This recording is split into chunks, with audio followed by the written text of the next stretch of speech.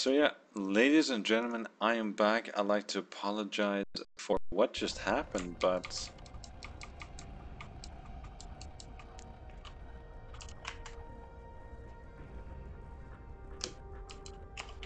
I finally figured out why I keep on getting disconnected. It is when the house phone rings, like in the old days, like, let me see, 12 years ago. Remember when you only had one line and then when you were on the internet, the house phone would be, there would be the busy tone? And now it seems when we use the house phone, it kicks me off the internet. I mean, what is this? Anyhow, so I think we have sorted everything out right now.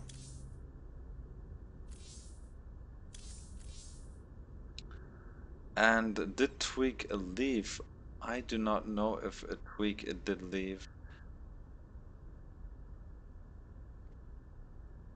See, that's definitely I need to sort out. I need to call the internet service provider which services this part of Dubai. I will not mention any names, but it only has 2 letters.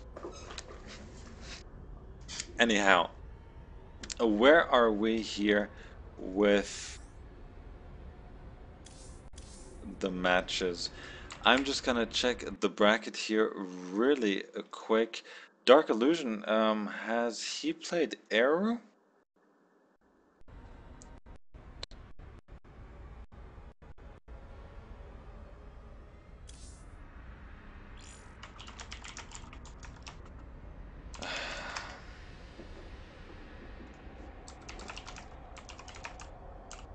I have no idea who is playing right now, what the bracket is. Magic Zerg versus Van Mezian. I don't know who won that game either. But yeah, Ralphie has moved into the semifinals, it seems, and Dark Illusion, he still hasn't played Arrow, Magic, Zerg. Bulletproof is waiting for the winner of a Lightman versus Wolf.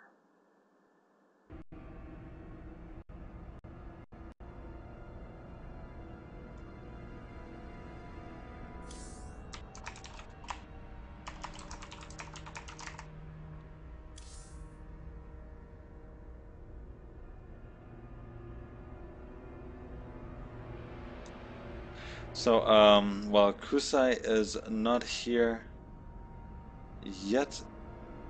What, Kusai?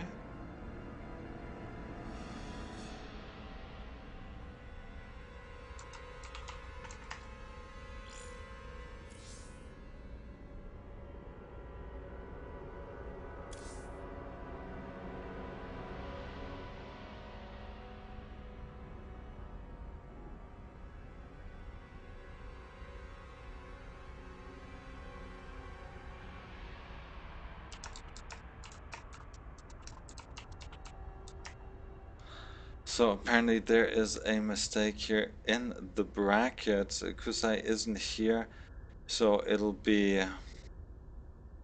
Oh well, what a mess.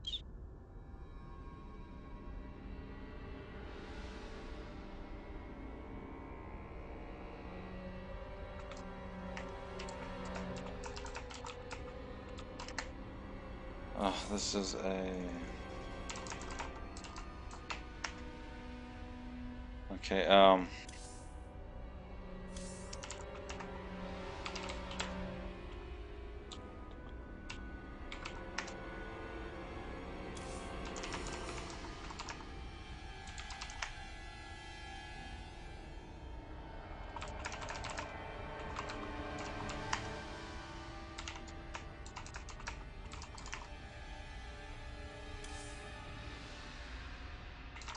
So, uh,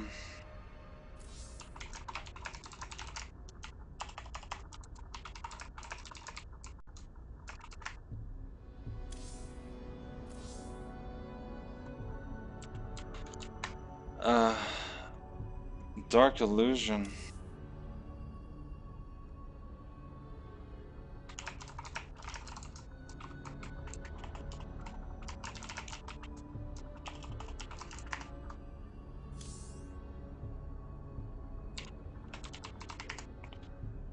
Sorry, everyone. Sorry, I'm really busy. I'm just trying to make sure everything is going the way it's supposed to go.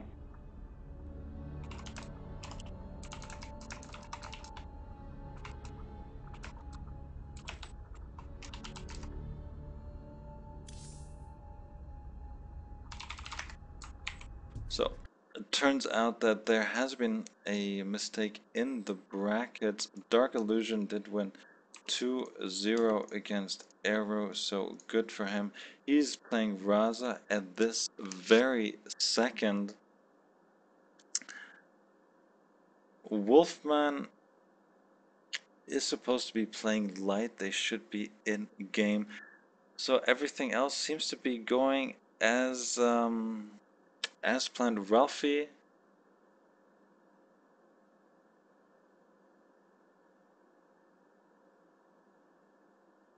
Oh.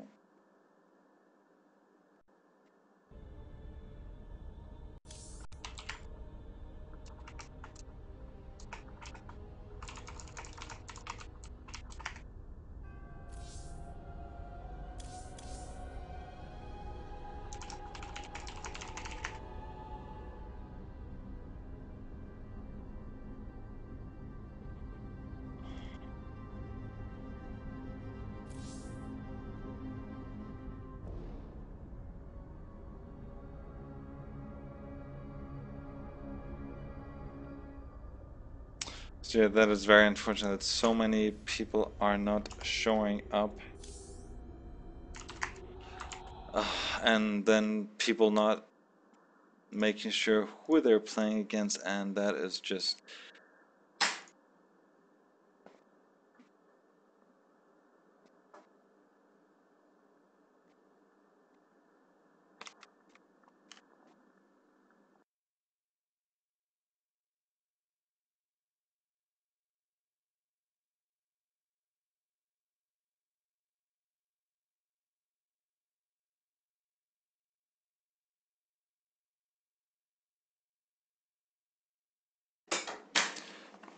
so.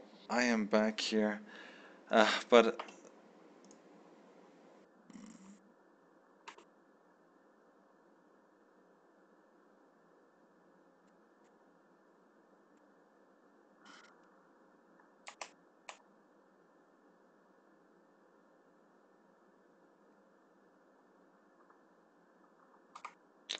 so I am back. I'm still trying to figure out the bracket here, as we have had more difficulties altogether.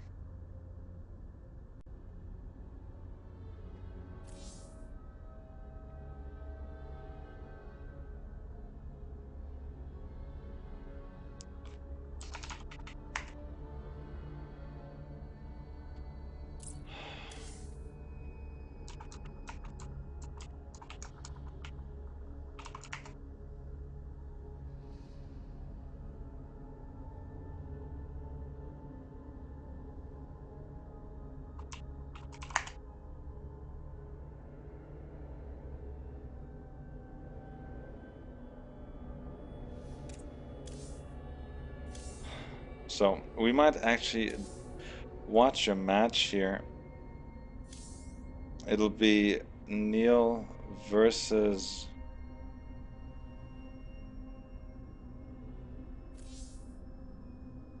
Saito.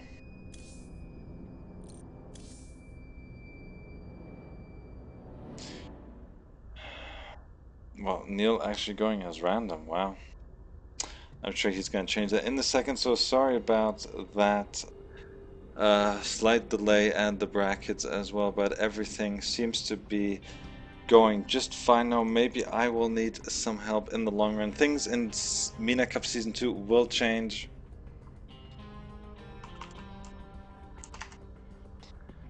There will be lots of changes and none of this stuff anymore where people are just not showing up. It can't be this way.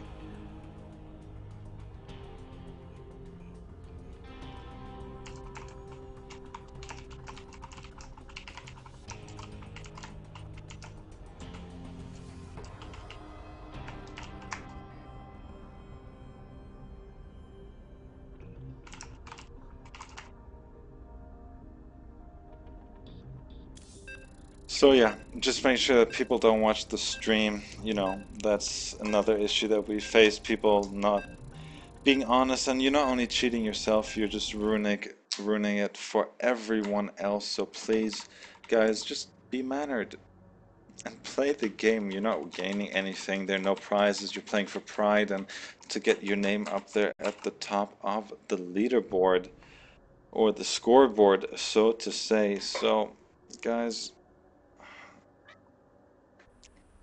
so let's dive into this. Saito spawning as the Zerg. I can't remember him being a Zerg. Well, he's fairly young and he's from Jordan. He is Saito, the purple Zerg on the right side of the map. Spawning across from him is Neil, a resident of the United Arab Emirates. He is, I believe he's in silver, so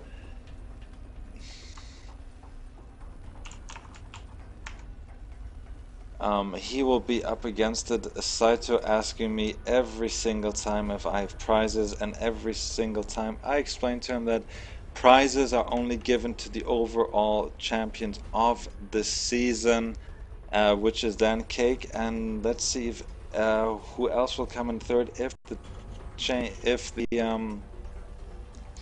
rankings are going to change yet again.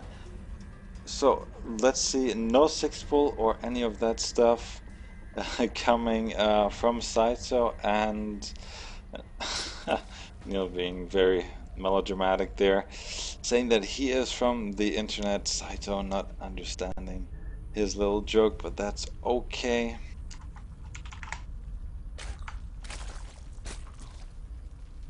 Neil, though, he's getting his customer the must wall in here at the top of the ramp to avoid any Zergling run-bys. No gases as of yet, and yeah, that Neil here very quick to get that supply depot down. That is going to affect his orbital command timing slightly. No gas either yet from, as already pointed out, so it should be a one racks into expand, but playing against someone in a lower league, he might always surprise you with something, and maybe Neil will have something up his sleeve. Not getting his orbital command just yet. A delayed gas there by him, and his SCV should go back in. Oh, he's actually going to use it to scout, but the other one should be put back onto the mineral line, losing. Oh, actually going for a second barracks here, so two barracks push coming on here by Neil. Good for him. Orbital command is now morphing, but only one SCV harvesting gas here. I'll talk a bit more of the MENA Cup Season 2 after today's cast, but you will know everything you need to know about the upcoming events on the Facebook page. That is SC2 MENA on Facebook. We're trying to establish a competitive gaming scene here in the Middle East and North Africa, and it is doing quite well. We have a lot of people joining and a lot of people unfortunately leaving, but overall we're growing and it is nice to see. And Saito here, no nonsense from him. He's going for that Baneling nest, and that might actually work into his favor, as Neil is getting only Marines at this point. If he would have a few Hellions there, they might be able to do something, as I don't think he will take up and to get the Baneling speed, but he's actually going for the expansion, so we might see a longer game here. So no one base all-ins from Saito just yet, unless he pulls off the craziest last second cancel ever, at least the one I've seen in TVZ. A lot of Zerglings though here I'd like to point out, and the Automaton 2000 there, he wants to join the party. Zerglings pretty friendly, and the Automaton being stubborn, but all these Zerglings, they are not doing anything, and more are in production. Not enough gas either at this point. I mean, for so many Zerglings, if he wants to get Banelings, he needs to take a second gas. SCV at the watchtower will be taken out. Speed has now concluded, and actually that is the luckiest SCV ever. Nope, spoke too soon. I jinxed it. The SCV will go down right now as the Saito draws first blood. A lot of supply depots there going up for Dan, and let's see what he's going to do. If he does engage a Marine, Zergling Baneling attack, or if he does force an engagement, Marauders should be at the front to absorb the Banelings. The Banelings don't do that well against Marauders in general. They are larger, they do block off the Banelings, so whenever you're engaging a Zergling Baneling force, and now actually we might have an engagement here, and Neil might lose just about everything. He should have moved back when he had the chance, but now he's in a lot of trouble. A bunker needs to be cancelled. More Marines are going to go down here, so Saito doing a pretty well. Neil, like I said, he is down in silver, so he's going to be pushed. And yeah, this is what I meant. There is a bunker on the higher ground, but no SCVs to repair just yet, and he's actually going to move out, and the Marines aren't going to see too much, and this is going to be GG as far as I can tell. He should go on the bunker, the supply depot, and wow, there we go. So supply depot burning, barracks burning as well. Should pull a few more SCVs to repair here. The supply depot will it go down, but he really needs to save both of them. And now, as well, there's a single Marauder. He should engage, pick up maybe one or two Banelings, but Neil is just too busy here. He needs to get a few more bunkers, or at least a few structures up, and that Marauder. Oh well, and here comes the last of planned engagement, and the barracks goes down. Now the supply depot bites the dust, and the Zerglings will now stream in, and that should be GG as far as I'm concerned. We should see it coming any second, and there it is. So Saito, well, it wasn't quite all one base, but largely yes, one based.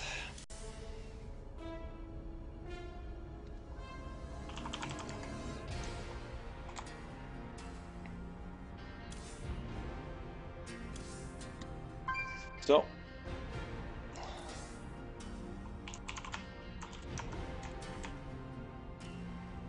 Saito taking a 1-0 lead in this best of 3, and the Shattered Temple is the map that Neil has chosen. Where is the Shattered Temple? One of the older maps.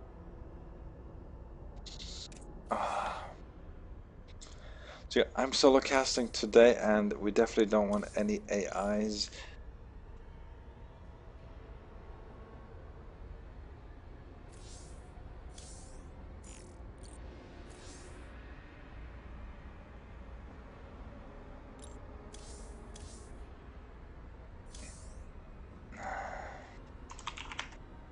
So game number 2, can Saito take the 2-0 victory over Neil, or will Neil pull it off and make a comeback? And Saito calls a quick wait here, so that might give me the chance to edit the scores here.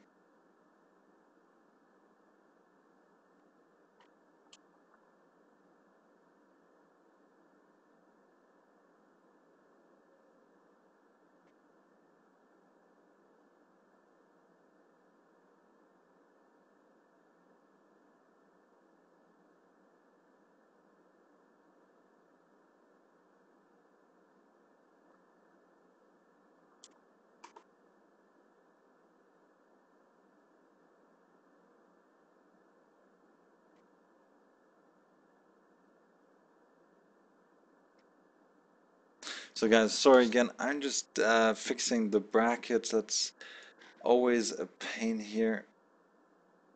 So Saito 1.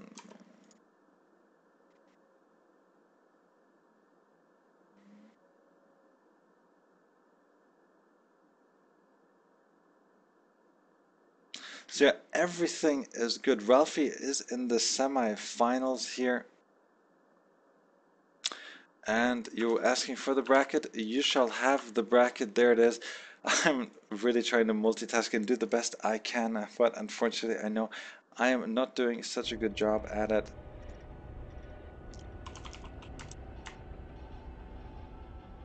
So yeah, we are ready to go. There is the countdown here. Saito versus Neil. Saito is leading 1-0. The Shattered Temple is going to be the map of choice for him. And here we go.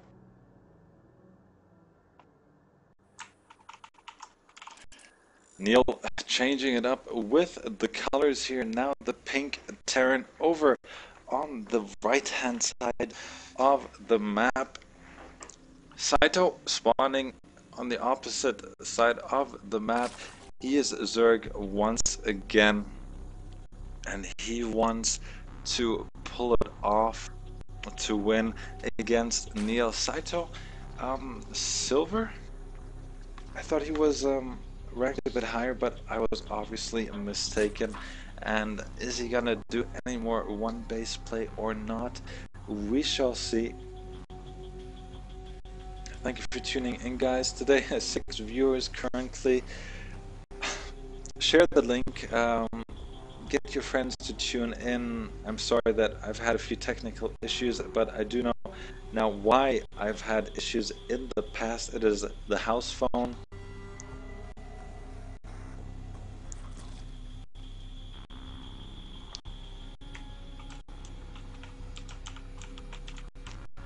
So, Saito again getting a lot of drones early on. Probably gonna go for the 15 pool.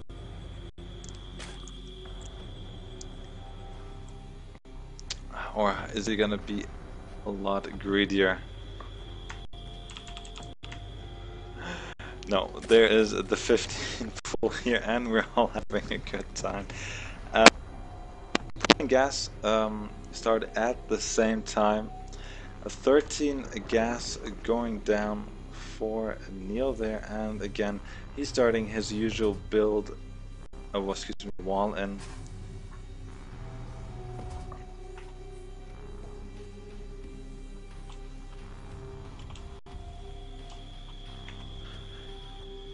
Let's see if Neil does he have a special reason why he would only put one SCV here on gas. Maybe he has a special build, but no, it was a mistake. Now pulling a few more off gas, unless it is something very specifically timed out, though I don't think so because of the league he is in. Earlier, Export going down for Saito, feeling confident, seeing that his opponent was a lot more defensive last time around, though getting 6 more Zerglings yet again instead of the standard 4. Neil, though, getting an early second gas. Is he gonna change things up as well? Is he gonna attack a bit faster? We shall see. Yeah, there's the factory. So he is going to do the usual, or the more usual, the standard-ish Hellion expand, to be more precise, reactor Hellion expand here. And I hope he can pull it off and make a comeback. So we will go into a match number 3 right here.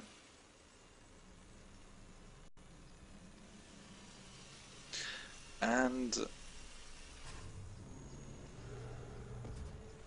everything else seems to be just fine. Saito, he holds the middle with the Overlord. Funny position for an Overlord, to be quite frank. And what is Neil doing up here with that single SCV? Is he gonna throw us all off with a hidden starport? No, he's getting the starport here in his main. So maybe the SCV is just chilling there, maybe it likes it, maybe a hidden command center, that would be something here. From Neil, a lot of Zerglings out again for Saito, though the Baning Nest has been constructed already, it is ready to go. Gas, well, he'll have enough gas for 5-ish or 6-ish banelings, but his window of opportunity is closing fast as Neil is going for siege tanks, but he should have maybe waited a bit with that starport. He doesn't have enough gas quite yet, but there it is, and even a reactor there, so a lot of gas being spent there early on. And yeah, I think Saito is going to do the exact same thing.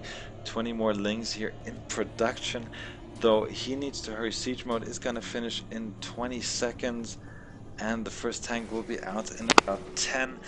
Though a few more Marines are needed here for Neil. His macro is a bit off, but he is trying his best. Let's see if he can hold it, and maybe he shouldn't have. He should have gotten a bunker last time. We saw what happened. The siege tank is just out of reach here, and he will definitely hold once. Oh, there we go. Now Saito should know that there is a siege tank, and the siege tank will do a lot of damage, especially against those slow banelings slowly walking up the ramp. And yes, the second siege tank should be out just in time. No, oh, that lift there. Neil, the tank, siege it. No!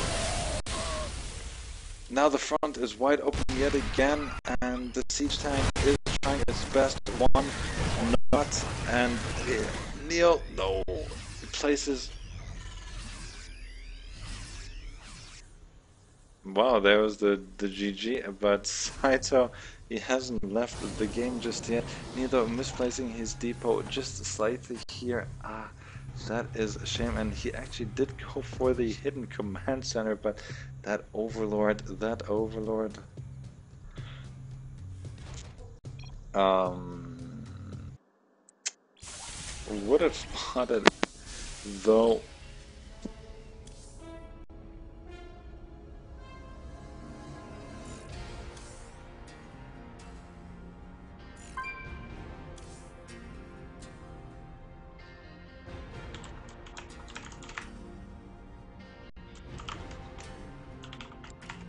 So 1-1.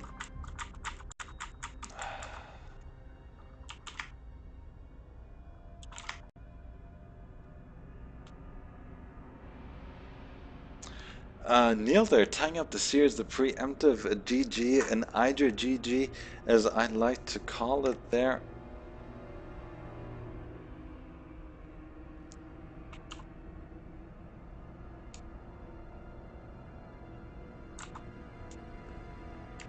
Um,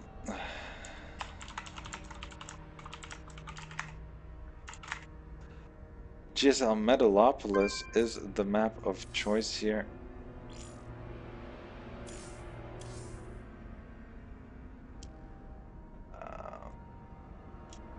Actually, we'll just, yeah.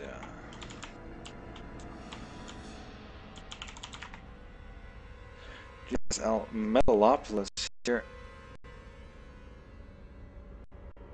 Where is the GSL Metalopolis edition?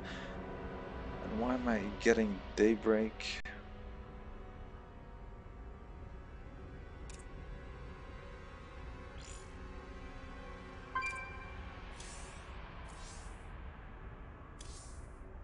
No, no, no, no. Cancel. No! Oh dear. Oh dear. Crevasse. Haven't seen a few matches on that map in quite a while. So.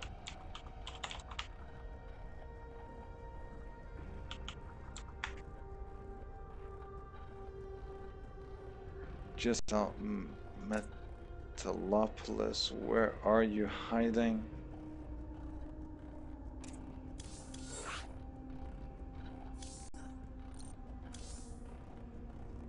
So, Saito and Neil, here we are. So the series is tied 1-1.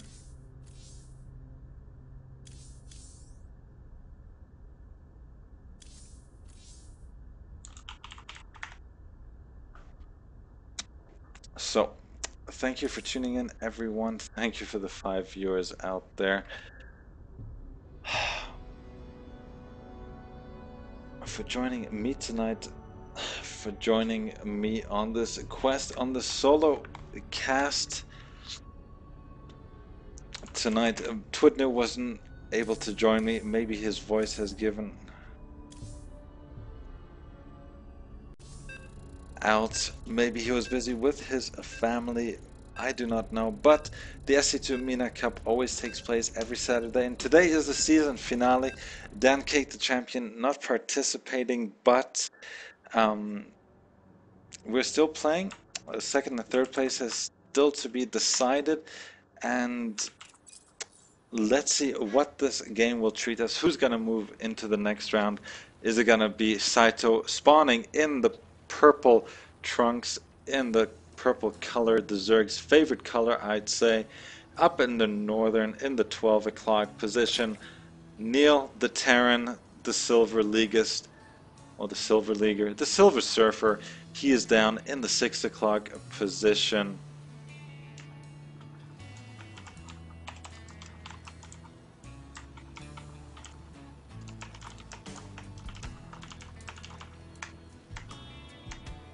So, stream should be fine right now, and Neil, he's not gonna change anything right there. But what I did like from him, that he did learn from his mistake in the first matchup. He did get that siege tank out earlier. Could have had it out a bit earlier, but instead he decided to get that starport, which he did not use, as well as the reactor. So he could refine his build order slightly, but that's something else to look at maybe later. Let's see what Saito is going to do here. Is he going to go for Baneling Bust yet again? 3 times lucky, 2 successes and 1 fail will actually grant him the win and move on to the next round. But will he be prepared? Saito getting a slightly earlier pull this time and changing up his game by getting an earlier gas there. So speed essential, or does he just want to mine a bit more gas to get earlier banelings? Let's see. Though maybe he should have taken this gas geyser because it is a bit closer towards his base, but I don't think it'll make a huge difference. As Neil completes the wall off here, the drone won't be able to get in, and no scouting will be done. Neil, though, I like this. He's taking the Zelnaga Watchtower with the SCV that is holding 5 minerals in his hand, and the drone is gonna ignore that and rally all the way back home. Neil, orbital command, he got that gas yet again, getting a second gas, so yet again we might see that early factory play. Why not? It was successful from last game, and he can do it yet again. But no, the Roach Warren coming in this time, and are we gonna go and see maybe the 7 Roach push? We might as well see that coming, though. Saito being just a bit supply blocked here, but nothing too upsetting just yet. There's the factory doing or the factory unit. The tank, especially in even unsieged, does a lot against the roaches, but once the roaches do get in close, they will tear that tank to shreds. So Neil there, he needs to buy a bit of time, maybe throw up a bunker or so, because he has seen his opponent Saito being very aggressive indeed. Not too many Zerglings this time though, because obviously he's going for those roaches. The Queen though, nice and low on energy, getting off that inject, and we already have 3 roaches out on the map. No siege tank in sight yet. Neil, no, but he's going for the starport yet again, and the tech lab. So again, everything is going to be slightly delayed. Will he have enough? He has 6 Marines at this point. He will need to pull SCVs, and how aggressive is Saito going to be? Is he going to wait? And there are the roaches that are going to be incoming. Neil should start that tank production right away, but no, he's opting to go for another SCV instead. And this might be GG here. The roaches are there. He should micro his marines a bit better. More roaches are incoming, but he might have enough for the time being. Will he have enough now? Roach on the lower ground helping out as well, and all the units are gone now. And Neil is gonna face an upward struggle. He cannot repair because he's just gonna lose that, but he's going to be supply blocked soon. The tank is going to pop and will maybe buy enough time. Supply depot is going to fall, and Neil should repair that tank. The tank is the only thing keeping him alive, and is he gonna save it? Yes, he is, but he should not move out with the tank. Where his SCVs for repair? Oh, this is bad now. The roaches are going to get in here, and well, the medevac isn't going to do too much. He should have cancelled the siege attack as well, and I think there's the GG coming in. Nothing he can do at this point. The roaches are in there. The siege tech will finish, but that is not going to help him right there and then. And Saito will advance to the next round. One more medevac, but what is it really going to do except heal a few doomed SCVs? So there's the GG, and Saito moves on to the next round. Good for him.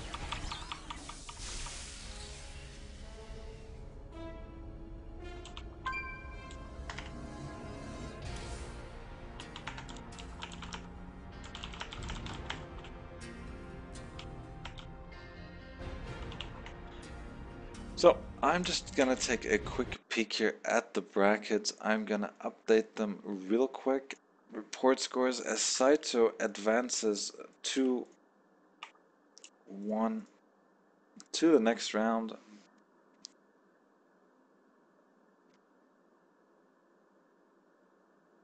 And he, well, Raza and Dark Illusion have they still not completed their match?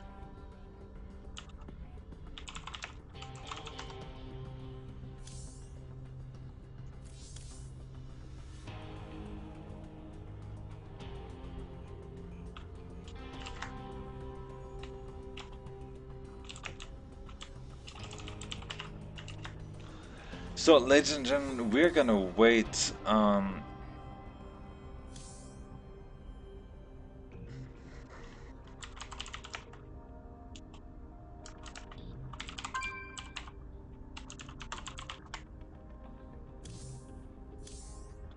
So, we need to wait here for just a second. It seems like Raza and Dark Illusion are playing the match of their life. The Godfather has joined us as well, and well, even God has made an appearance in our stream, on our chat here. So thank you very much for tuning in. Welcome Rakan to this, to the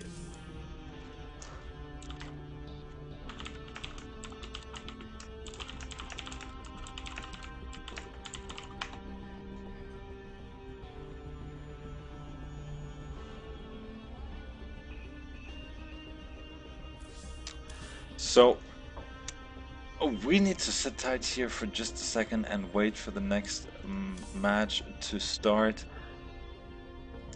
Everyone seems to be playing here. Bulletproof playing against Light, though. I would love to cast that match. So yeah, we're just gonna hang tight here real quick. My name is Winners. I'm casting the SC2 MENA Cup. It is the 20th edition. It is the final round of the first season. Dan Cake taking first, but Bulletproof can secure his his place up there in the top 3, but he has a tough challenge against Light. Light came in second yesterday at the last resort tournament. Bulletproof, he's a top 8 Masters player in his division. He is Lebanon's most gifted Zerg player. So I hope we can catch some of their matches there. We haven't seen the high caliber players just yet. So thank you for tuning in, everyone. Neil, unfortunately, he needs to work on that build order we saw.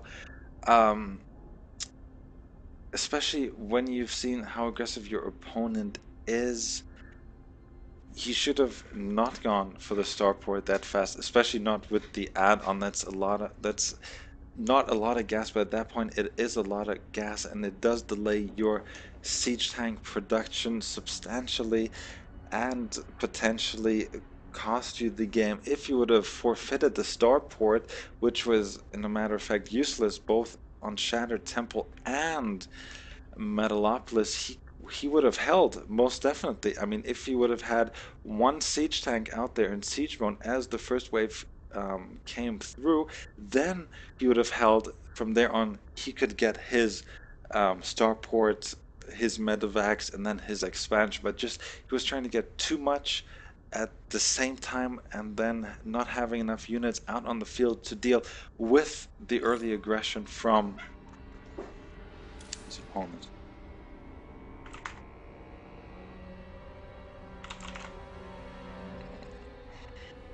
So we're just waiting here for the next match. Ah. So yeah, it seems like Dark Illusion did... Whoa, hold on here. This is weird.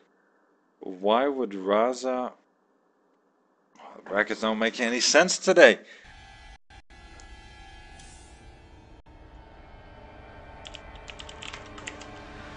Okay, this is definitely not making any sense here. Raza 1, Dark Illusion 2. Okay, there we go. So Dark Illusion will play the winner of Magic excuse me, my God, VDK and or Van Mezian. So he will definitely have his hands full. Dark Illusion being our first ever champion from Syria. So he is well, definitely busy with things he has to do during the day, but he still manages to find time to play StarCraft too.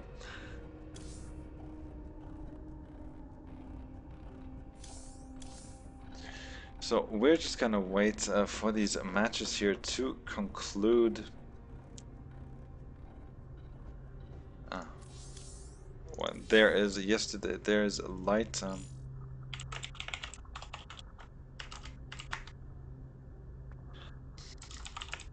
Maybe we can get.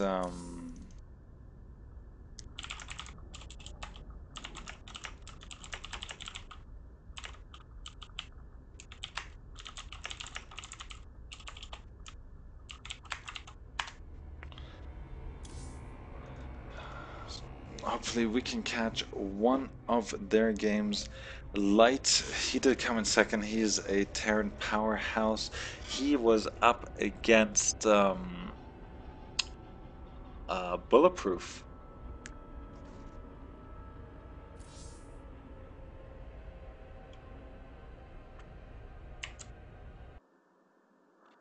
But Light did apparently win against Bulletproof.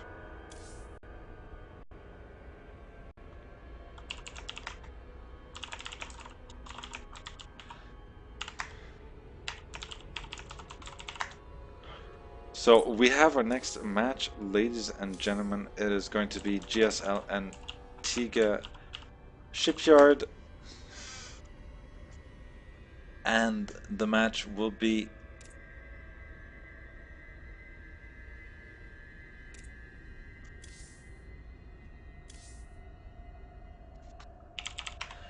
a Light versus Saito. This should definitely be an interesting match, to say the least. So it is going to be another TVZ. Yesterday, I don't think I saw Light play any. There we did see one TVZ from him, but his opponent was in a much lower league, and I think this should be very one-sided as well. But surprises do happen.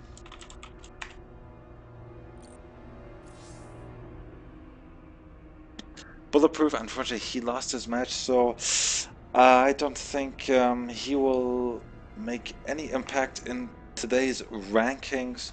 Maybe the lower order will change, but maybe the top three will remain determined.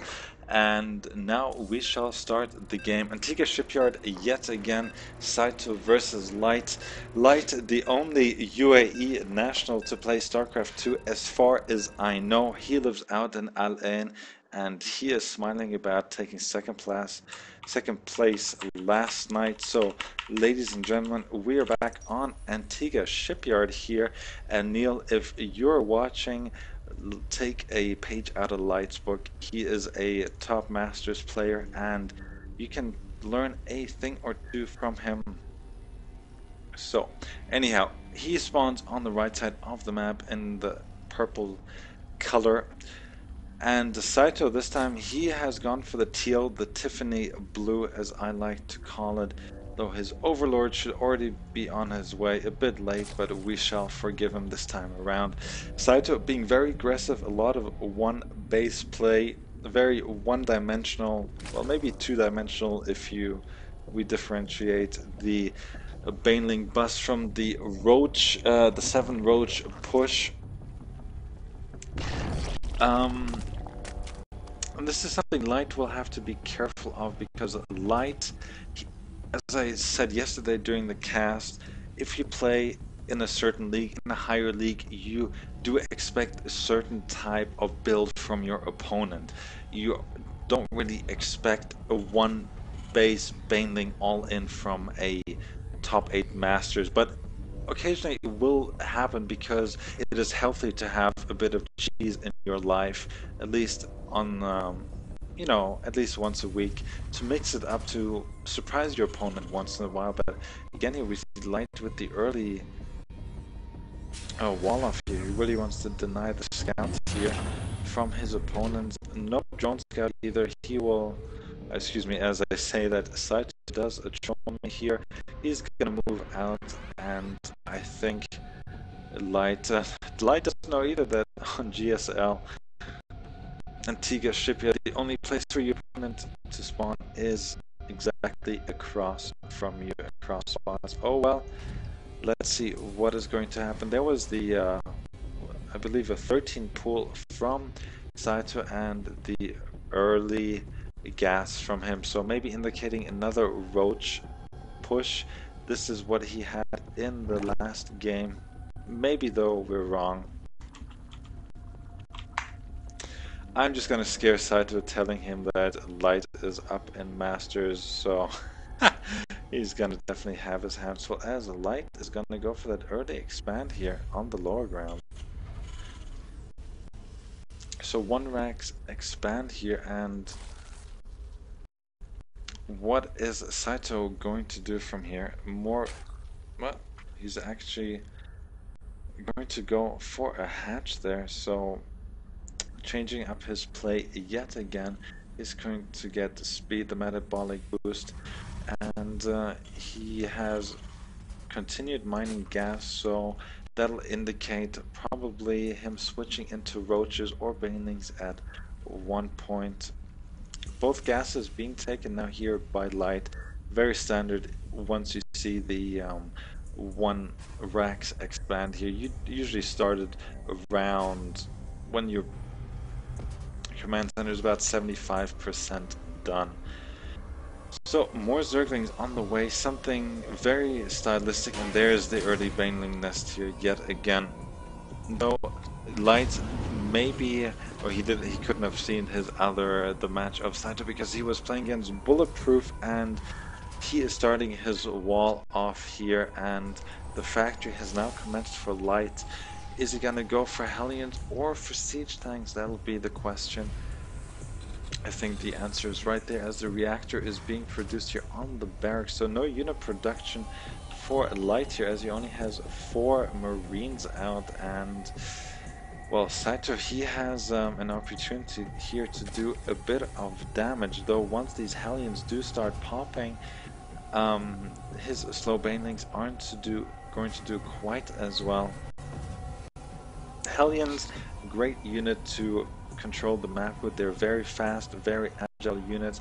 Especially with that blue flame upgrade, they can really restrict the way Protoss uses his tier 1 Zergling units. And now Light really has to scamper here, not now producing the first Hellion. Where's the second? Here we are. And now we do see a few Zerglings making their way, but nice little wall off here. 2 engineering base coming up as well, and what is going to happen here? If micro correctly, these Hellions can do a lot of damage, but will it be enough against 13 Banelings quite here? Hellion production, is it going to continue? No, it won't, and let's see, 1, 2, 3 Banelings going down, and the Hellions need to get out of the way, micro them correctly, and know the SCVs are going to collide here with the Banelings, and now all the Banelings being wasted here on the supply depot. Very poorly done, but the next wave is coming in. Hellions up on the lower ground, they can roast all of these units here. So very nicely done, but these SCVs, orbital command, will have to be lifted, and nice wall off here at the front. Cloak Banshees incoming, but I would definitely like to see a few more Hellions. Yeah, there are a few more Hellions. Nice unit control here by Light, showing off why he is up there in Masters, and even getting the clutch repair here. He should really lift that depot, but he's actually going to let all of them in, and oh, he's going to get cornered here. He's going to lose these Hellions, and this is going to be terrible for him. Oh, I was just praising his micro, and then he throws this in my face, and the supply depot is just going to get up in time. And what is going to follow suit? More Zerglings coming in though.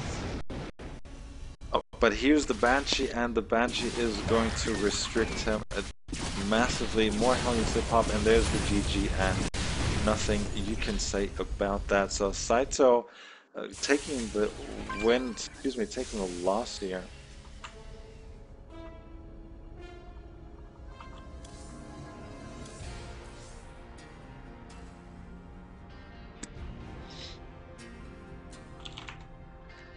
So I'm just gonna update the bracket here real quick. Van Mezien taking a 2-1 lead, 2-1 win over his opponent, and the brackets have already been updated. Thank you very much for that. So Van Mezien versus Dark Illusion. Ralphie is still waiting, as we have Light and Saito battling it out for the first place in today's finals.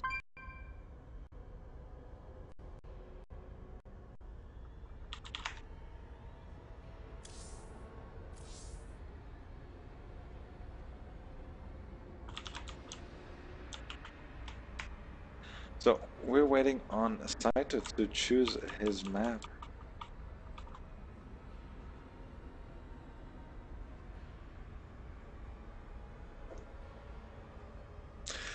So ladies and gentlemen, I hope you're enjoying today's cast. I'll be back in just a second. My mouth is running dry. I need to get some water. I'll be back in just a second as we wait for Saito to choose the map.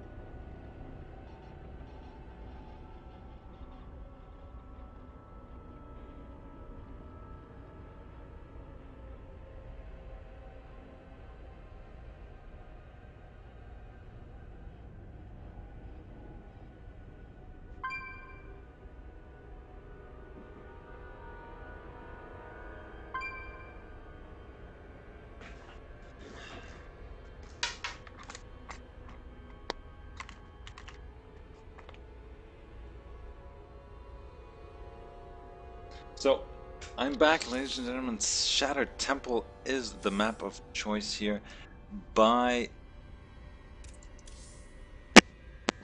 Saito. I'm just gonna create the game here. It'll be a 1v1 Light against Saito, and we should get this underway. It is a 9:04. Casting for 2 hours. Things seem to be moving quite fast. Already deciding who's gonna go up into the finals here. So yeah, we are underway in this deciding match. Who's gonna make it to the finals? Is it going to be Light, or is Saito gonna give us some of his all in?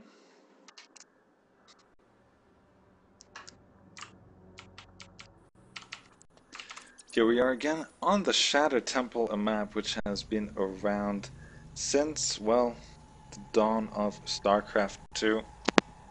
Light spawning in the 12:30 o'clock position here in the teal color, the Tiffany blue. The good luck, have fun, very mannered, and right across from him in close air positions, it is Saito, the red Zerg from Jordan. I believe he's only 12 years old or such, but he's trying his best. Good on him. So close by air, a lot of things can happen here. Medevac play, Banshee play, Muta play. Well, airplay in general is quite useful or devastating in these close by air positions, and you can put on a lot of damage. And Saito asking everyone, how old are you? And Light has the proper reply. How is that important? Doesn't matter how old you are, you can cheese whatever you do.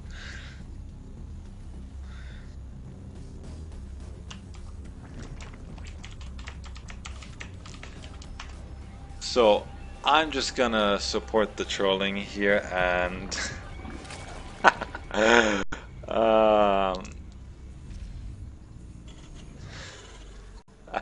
so smiles all around, everything is fine, but Light deciding to keep his age to himself as he should.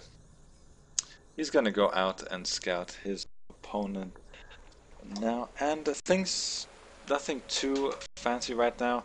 The 14-15 pool from a side to there, not quite sure, but yeah, that overlord, he's gonna make it out in time. The Marine won't make it just yet.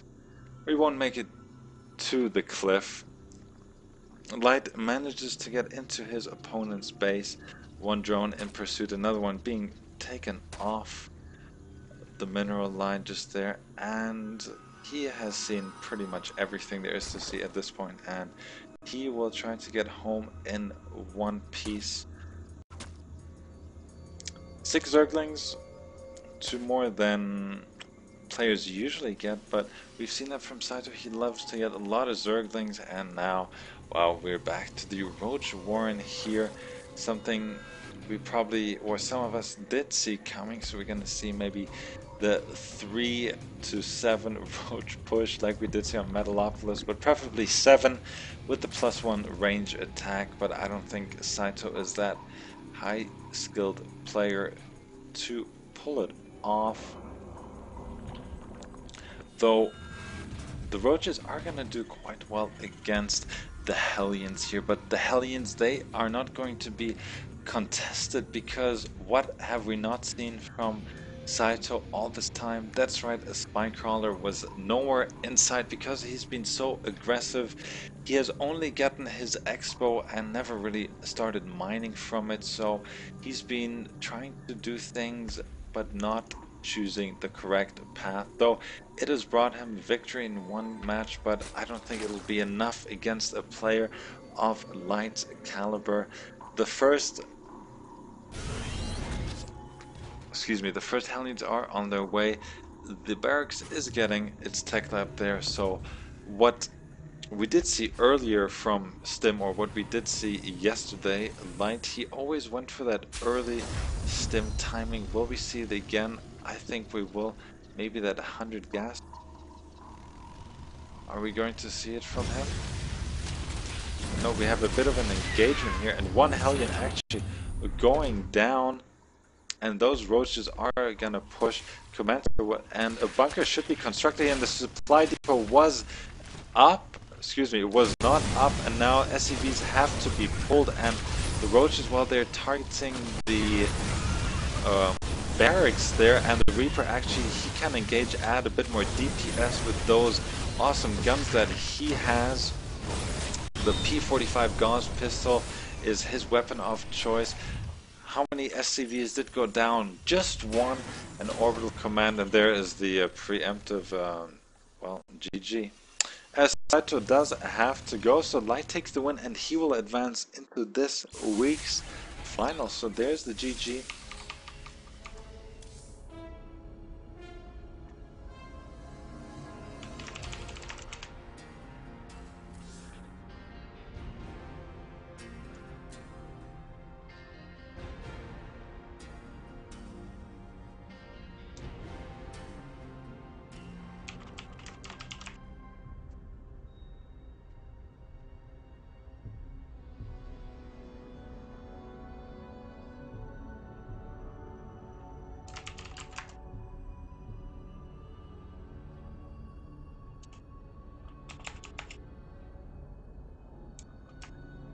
So, we have a next match here, the Saudi powerhouse BTK Van Mezien making a comeback here in the MENA Cup. He's been absent quite a bit, but it is okay. He is back, and he is making it all the way to the semi-finals. So we're back on Antigua Shipyard. I'm going to host the game for us, and we're gonna have a great time, like always. Twidno, unfortunately, like I said earlier, he wasn't able to make it. He was busy. He couldn't actually tell me why he couldn't make it, but that's fine.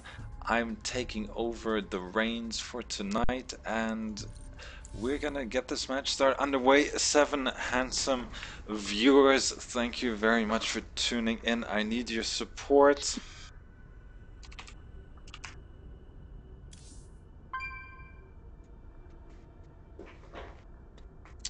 And will we have a TVT? I cannot recall the last time we had a TVT finals, but that is still some time away.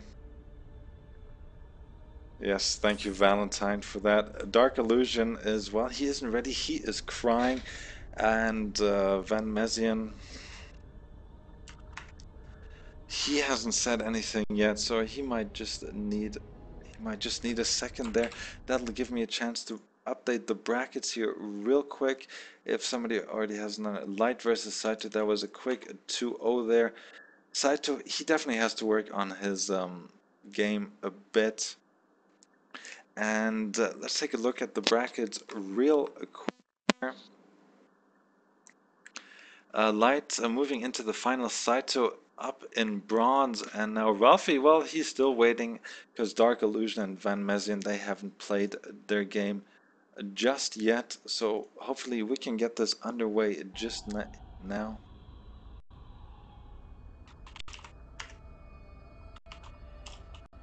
And people, please, I'm not gonna invite anyone to ops. Please support the stream. That's why we have the stream.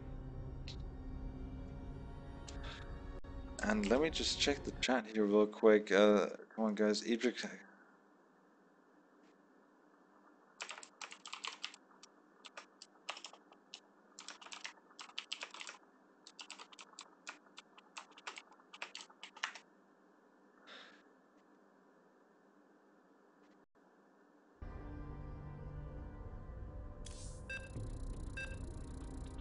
Okay.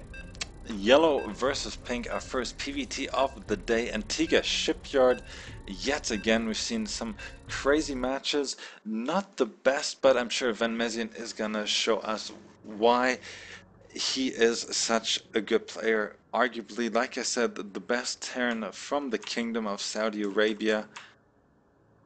Dark Illusion, he's a Protoss, he's living in Syria, and let's see what he has to offer us today.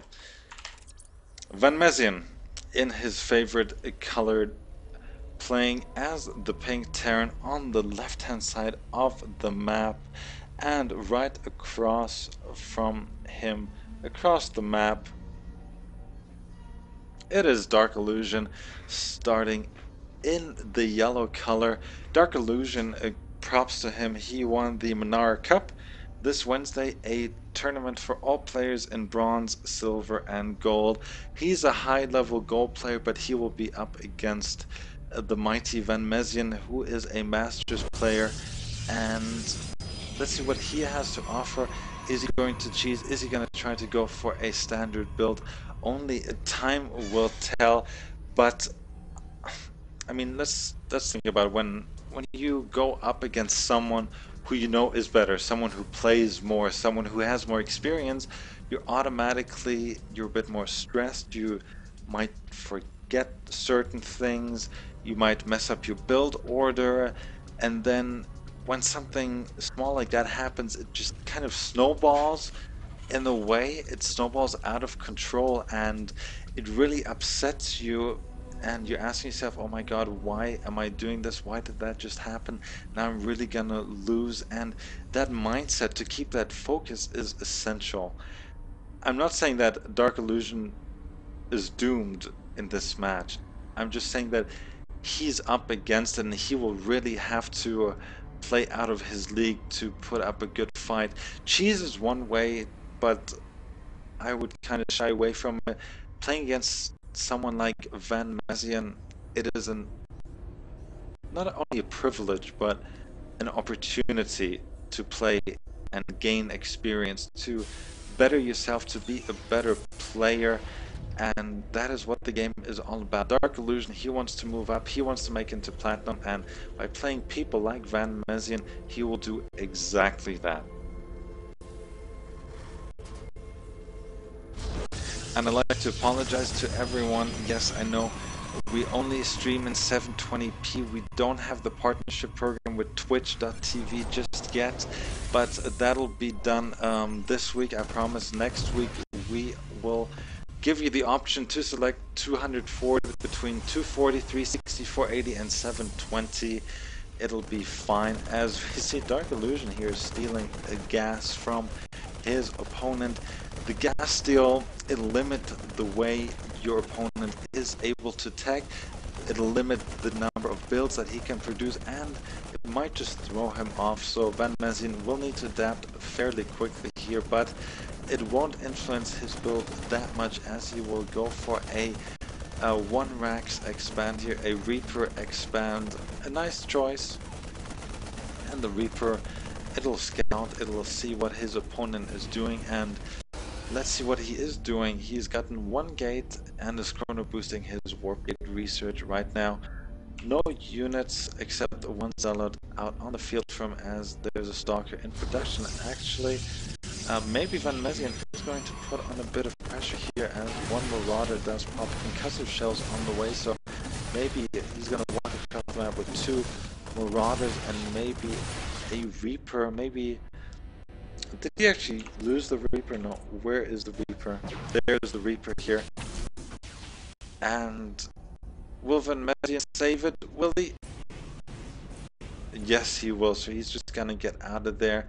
He has scored 3 kills. Good on him.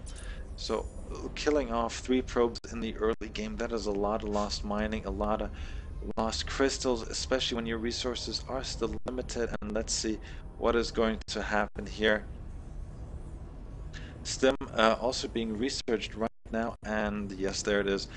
2 marauders. There's a 3rd one now. He should make his way across the map. Concussive shells have finished. It would be a great opportunity for him to exert some pressure, but he needs to act accordingly, as we see him add 2 more Raxes here. So really, if he's not attacking right this second, I'm going to be baffled, because what is the point of getting those units out there so early, so fast, if you're not going to use them, especially for marauders? I mean, the Stalker and the Zealot aren't going to do anything. Immortal is incoming though. He might fear the 1-1-1, but scouting, well, he will scout his opponent right now, and actually no medevacs, nothing, no factory. So Van Mezien actually against my liking is going to stand to be put here at the front, and with that immortal popping, he won't be able to apply any pressure at this moment. His Nexus has completed here, and we might actually see our longest game of the day here. Hoping I'm not jinxing it. Yes, a big shout out to Valentine. That is his real name. We were classmates at AUD, and I didn't know he played StarCraft at the times, but nice to have him here. He's saying 8 viewers, yay! But we've had a lot more. Usually we have about between 30 and 50 viewers, but unfortunately, probably because of the 720p stream, we are not able to attract those viewers because the region suffers from poor internet service providers. Not poor in the sense of them being poor, but poor with the services they offer. But let's not get into that. Let's focus on the game here, as Van Mezien has massed a large number of Marines and Marauders here in the middle. His opponent, he will have to chrono boost that Immortal here. 1 Immortal out, 3 Sentries. He will have force fields here in place, and what will Van Mezien do? He has to be careful not to be trapped here, and now a few units do go up and going around. The force field will subside shortly. Another workman here, and well, Van Mezien has to be careful.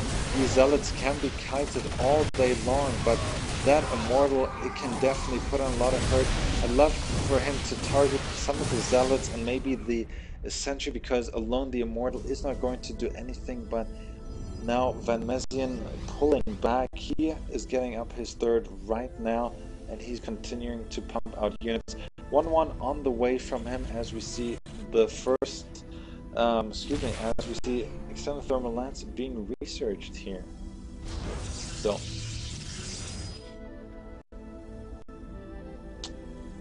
everything looking quite well here for both players. Van Mezien with a slight advantage at this point.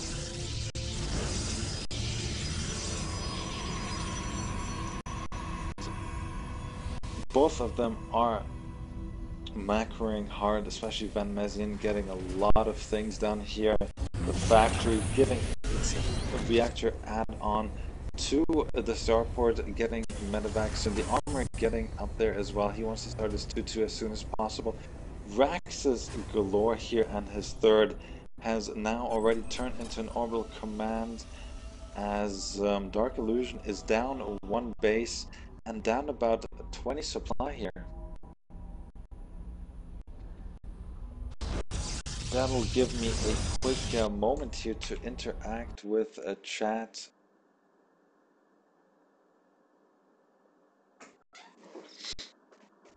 I hope you joined the cast as good. And a big saboteur. He's saying the services are non-existent. He's from Egypt. He's on the 2 MB connection. He's barely getting the speed, and DSL is all copper wires, so latency is horrid. Just saying. That is very unfortunate, but that is something that we have, that we all know, especially even the players like Dan Cake. They frequently have connection trouble in Lebanon.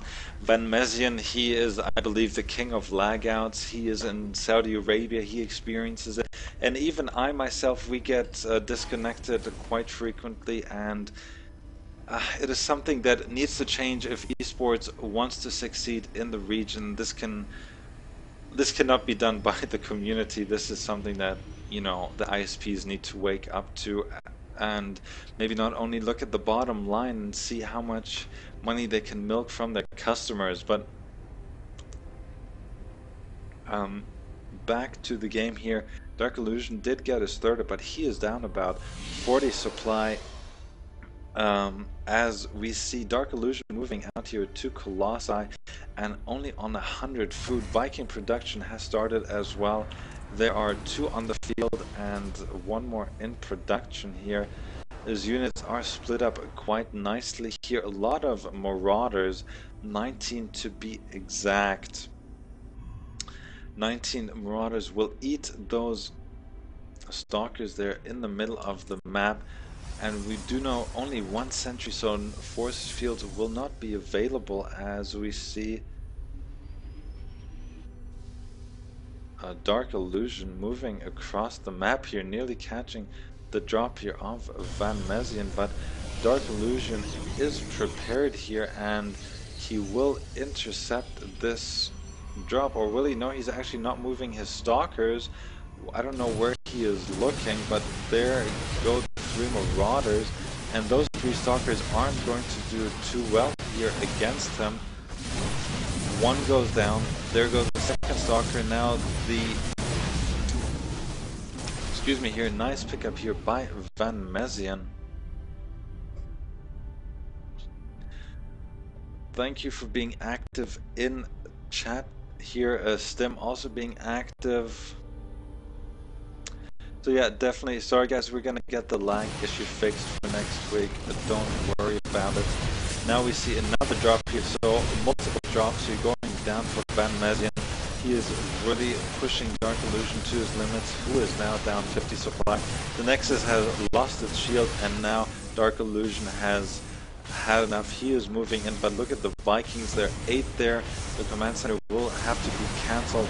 No blink for the Stalkers just yet, but a bad engagement here by Van Mezien. The Stalkers are being able to target them.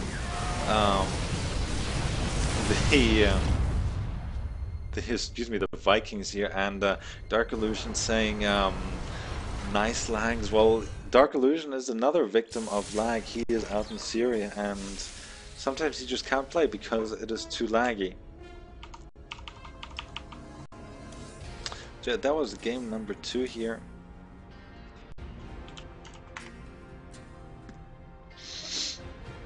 Thank you for tuning in chat here.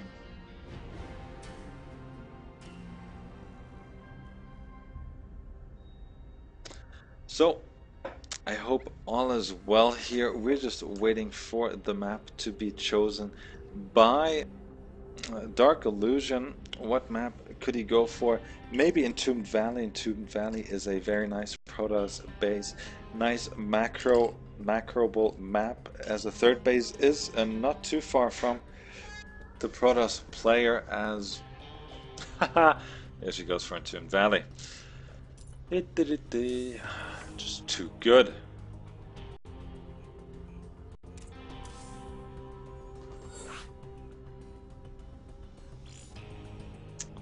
Van Mezien, Dark Illusion. So will Van Mezien tie up the series, take the series 2, or will Dark Illusion here make a comeback? I am ready. I hope the players are too. We're moving here at a very nice pace. Dark Illusion's ready, so is Van Mezien, so we are all good to go. So please guys, spread the word about SC2 MENA, the largest StarCraft 2 community in the region, with now nearly 1,200 members. If you haven't heard about us, check us out on Facebook. That's SC2 MENA, the same Twitter handle too. And we also have our very own YouTube channel now, where I'll be uploading things in the future. So Van Mezien starting in the top left position, the roughly 11 o'clock position for him. Again, starring the pink color, Van Mezien up 1 game. Dark Illusion, his opponent, he is going to spawn down in the left hand corner in the same color like last time, and now we have the king of lagouts, Van Mezien, doing what he does so best. So we will not drop him, we're just gonna wait, because he is going to regain his connection, so don't drop.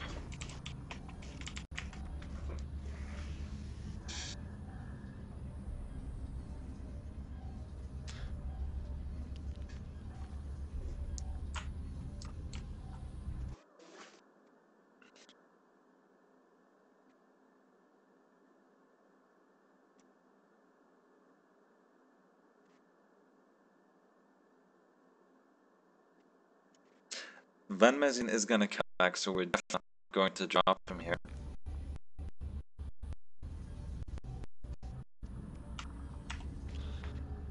I'm just telling me not to drop him because Van Mezien is going to come back here. And here we go. Just like magic, Van Mezien is back in the game. So nothing happened here. Van Mezien pulling one out of his hat. But we are aware of the problem and it's all good. Nothing happened. We don't have to recreate. 1 minute gone and we can enjoy the match from now on.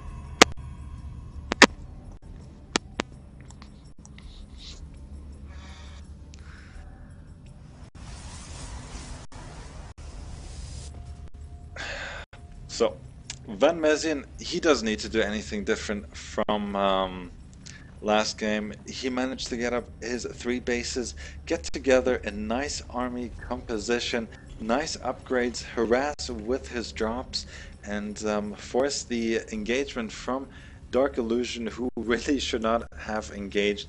He didn't have the correct unit composition.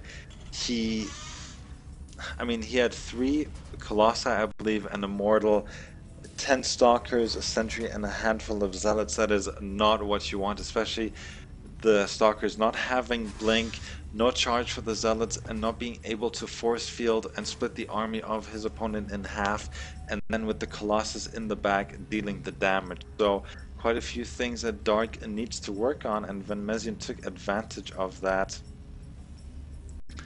Van Mezien, though, he will not find his opponent just yet. However, Dark Illusion, he did find him right away. Although he's sending his probe across the map. Don't know why. He could have stayed in the base just a bit longer. Warp gate, excuse me, the first gateway finishes, the cybernetics core started, and the first gas completes here. So probes should be put on gas right away.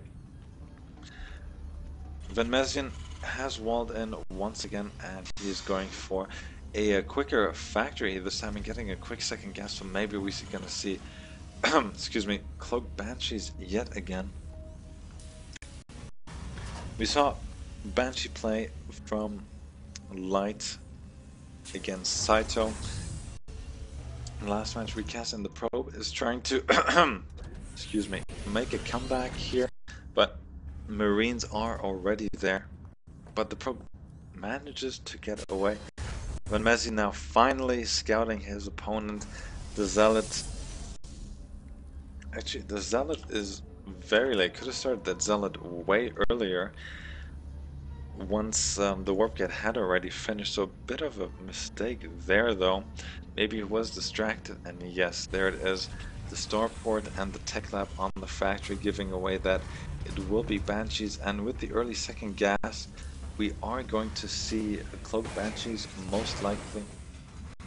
Very lethal if not dealt with it correctly, though in most cases the Protoss will get an early robo, not only because they fear the 1-1-1, but just for defensive purposes, and then the Observer is usually the first unit they make, so let's see when Dark Illusion will do that, or if my prediction is completely off. But now another tech lab here going down on the factory as the reactor completes here for,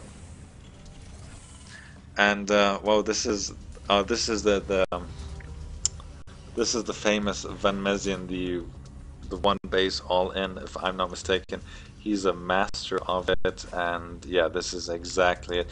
He's going to push with about 16 Marines and the siege tank, but no siege tech yet started from him, something he should do right away. Bit surprised though, so this might be a variation of his build that I've seen so much of in the past, and he's actually going to decide to move out with the Banshee as his opponent Dark Illusion is now getting his expand, and there's the robo that I talked about, but it is going to be an Immortal, the wrong unit for him just yet, as we see Dark Illusion going for that forward pylon here, and the Banshee is going to be out in the mineral line, and here we go. Let's see how many kills it will get. 2 only, as 3 Stalkers have been warped in, and Van Mezien needs to get out of there. He wants to retain that Banshee, and that is exactly what he is going to do, but is he going to lose it? Has to be careful here. No, he just manages to get out.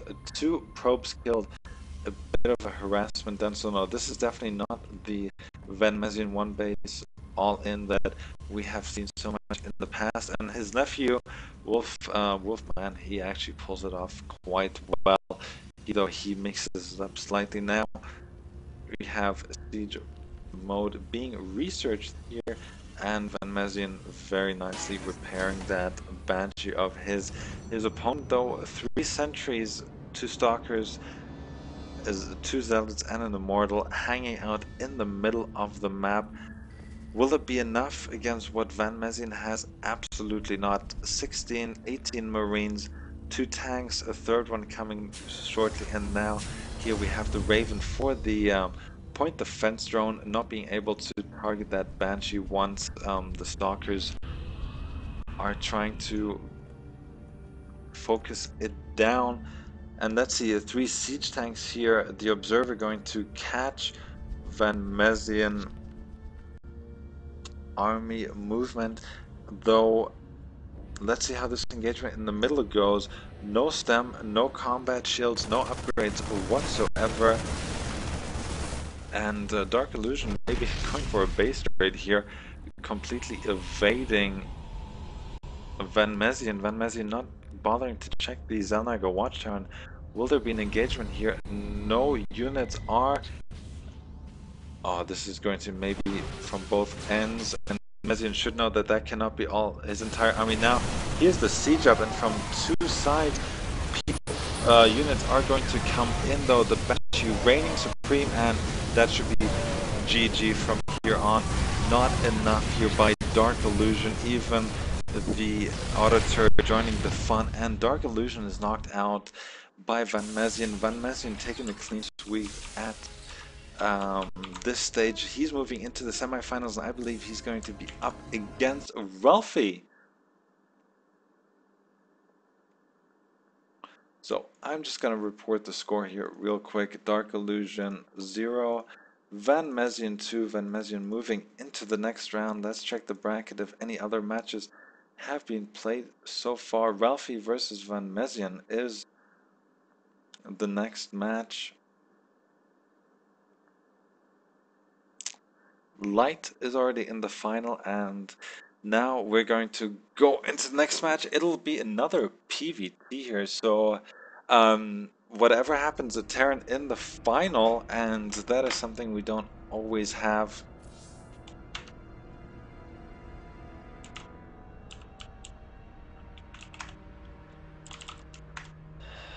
I will create the map once again here, Antigua GSL Antigua Shipyard, to start us off. We're actually doing quite well with time today. GSL Antigua Shipyard. It is 9:37 UAE time. Van Mezien, he might want to get a little breather there, but which we'll give him.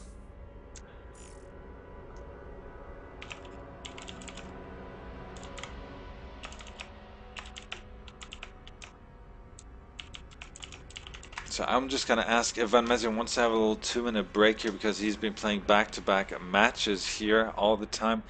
Okay, but we're going straight into the match here as we see. It'll be Lebanon versus Saudi Arabia. Let's see who is going to make it to the finals, and I believe if Ralphie does not win, we will have not had the Lebanese finalist in quite some time, maybe in over a month or so, so that's quite a feat. So big kudos to the Lebanese gaming community, especially the StarCraft 2 community here. Van Mezien spawning in the his favorite color yet again, pink, a very manly color indeed. I like wearing pink shirts, nothing wrong with that, though. Ralphie, he's changed his color. He's now the red Protoss, up in the 11 o'clock position.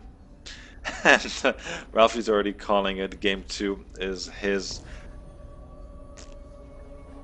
The color pink will be his if he does defeat Van Mezien, and Van Mezien does agree only though if he defeats him. But so let's see what this game is going to bring here. Van Mezien, he just played two matches against Protoss, so he's going to be warmed up. Ralphie, though, he's had a bit of a break. He's been joining us here in the stream. I hope he wasn't watching, and he was taking note of what Van Mezien was doing. Big shout out to all you guys in the stream. Thank you for the support. It is unfortunately a one-man show tonight because Twidner could not make it, but things are going to change in Season 2, and I am maybe looking for potential casters here from the region to support SC2 MENA, because the way I see things, StarCraft 2 and the cause that I'm trying to promote here is only going to get bigger and better. So if you think you have what it takes to be co-casting with Winters or Twidner, why not send me a message and tell me why you should be the one. So Van Mezien here getting the standard gas here. Nothing wrong with his build at this point whatsoever. Orbital command should should commence quite soon here. Nice timings here by Van Mezien. Like I said earlier, he is a top Masters player from Saudi Arabia, but even he does not know that GSL Antigua Shipyard is a cross spot only. And oh, Ralphie here, very gutsy, going for that early Nexus here. No forge or such in sight, and if Van Mezien does see it, he is a good player. He will react to it and he will put on some pressure. The problem is when you get an early expansion like this, you will not have a lot of units. He has one gateway and starting the cybernetics core right now. 18 probes, no units out on the field for him, and well, this can be a very short game if Van Mezien does want it to be this way. Reaper on the way, so Reaper expand from Van Mezien here. Nothing too out of the ordinary from him yet again. I myself love the Reaper opening. It gives you a great ability to check around the map, find hidden pylons, find hidden buildings, kill off 2-3 workers, get out, and the Reaper is, from my point of view, a very underused unit, especially from Terran, not only to scout but also to engage. Hopefully that will change in the near future, because the Reaper is really so versatile. And see, now Van Mezien even going for a bunker here at the front, and this is what I mean. One Stalker is out and 2 probes have already gone down. The Stalker has, the Reaper has definitely paid for itself here, and the Reaper does so much damage against buildings here. Unfortunately, the bunker will have to be cancelled, but this is absolutely great play here, and I sure hope that Van Mezien is going to get up that ramp and turn around once more, though he will not. But yeah, Van Mezien has seen the early expansion, and this is what I meant. 2 more ranks is going down from an early stem as well.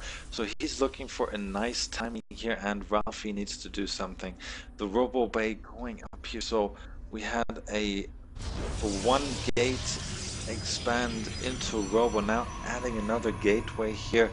So Ralphie, he really needs to push his early economic advance that he has had. His income is actually, it is worse than Van Mezien's, but that is because of the mule most likely. The work account is 30 to 24 here, and now Van Mezien, is he going to push out yet again? He is massing a few units at the central Zelnaga watchtower, and he might go for a push once stem is complete. It is about halfway done. More units streaming across the map, and yes, another one reactor, another tech lab. So Van Mezien wants to abuse this greediness of Ralphie, and it might very well work here. One immortal coming out though, but it looks like it is going to be a 2-pronged attack here, as the Reaper is already in position. The Reaper jumping up to the second ground. It can maybe pick up 3-4 probes and That's exactly what it should be, but Van Mezien has to be careful here. The Immortal at the back going to do a lot of damage. Force field here, and now the probes actually get the surround here on the Reaper, and the Reaper is taken out. So nice hold here by Ralphie. I was being a bit too critical of him, but he seems to be stabilizing now, though we see another early excuse me, early Ghost Academy going up here, so Ghosts will be out there shortly. Van Mezien, though, I think he's still in a great position, though. He's going to be slightly supply blocked here, as we see the drop, the extra supply drop here. Coming down, something you don't want to do, that is 200, excuse me, how much is a mule? I believe it is 260 minerals. It mines in its lifetime, so 260 minerals versus the 100 mineral cost of the supply depot. You see where the problem lies. That can be one Marauder and a Marine. Now we have an engagement here in the middle of the map, but now Van Mezien has to be careful not to engage incorrectly. Stemming, he does not have medevacs yet, but what does Ralphie really have? One Immortal going down quickly here. Another sentry disappearing, and these Zealots can be kited all day. There's another stem, and Ralphie in a lot of trouble. He should save that Immortal as best he can. That is his best chance now. 4 kills on that Immortal, 5 kills, but was it worth it? Looking at the units lost tab here, a huge differentiation between the resources lost. Ralphie losing double the amount of resources than Van Mezien. Van Mezien here being very smart. His third already finishing right now. He is really pressing his advantage because he knows that his opponent is in a tight spot here.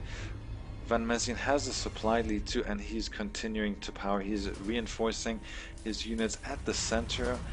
The Ghost Academy has finished. None of the upgrades though have been started, nor are there are 2 ghosts that are out on the middle, out in the map. There they are. They have both 100 energy, so enough for 1 EMP each, and if so done correctly, the game can end right here. Ralphie a bit supply blocked here. Well, a lot actually. No pylon, 2 pylons in production right now, but let's see this engagement here. Goes at the back where the force field 1, 2 EMPs going down here very nicely with the Immortal, but now this is what I meant. Van Mezien, he shouldn't have thrown away his advantage. He was in such a good position, but Ralphie has just crawled his way back into this match, though. How far can he take it? Because Van Mezien has his third up, and the nexus for Ralphie is nowhere in sight. Ralphie, though, his +1 has finished. Van Mezien being a bit lackluster, no upgrades for him, no engineering base anywhere to be found, though. Medevacs are going to be produced right now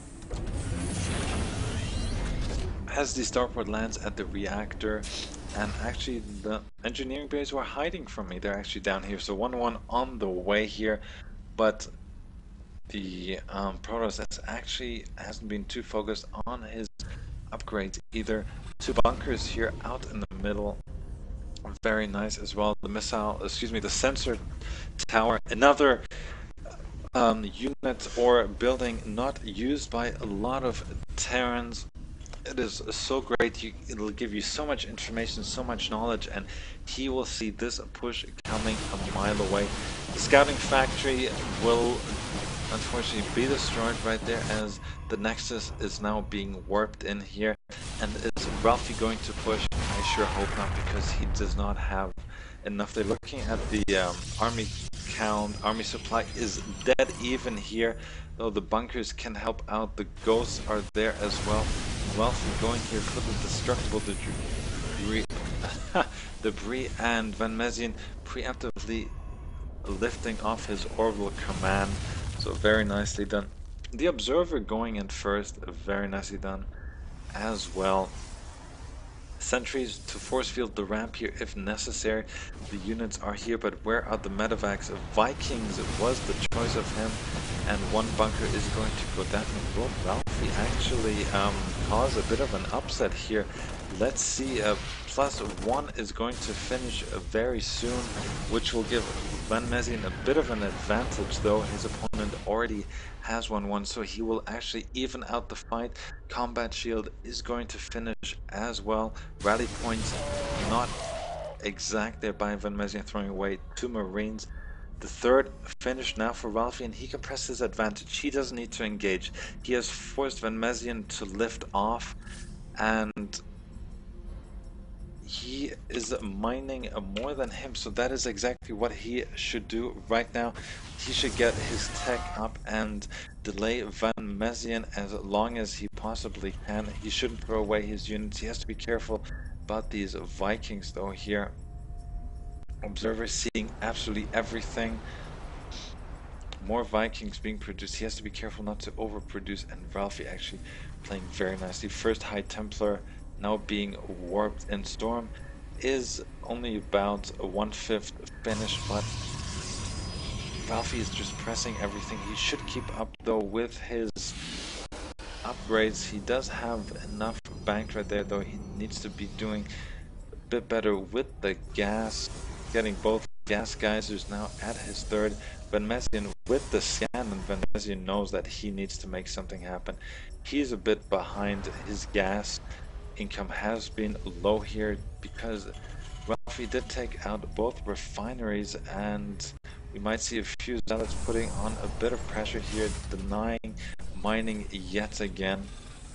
So I'm very impressed with Ralphie's play here. There's definitely potential for him, as we see one SCV going down, a few units being stemmed in here. And where are his medevacs? No medevacs out on the field. There's only 3 Colossi, 4 Colossi, so actually Van Mezien doing well with his Viking production, though he should not neglect his upgrades either, as he is now researching the Morbius reactor, so his ghost will have 25 more energy when being spawned at the barracks. Probe and pylon will go down here.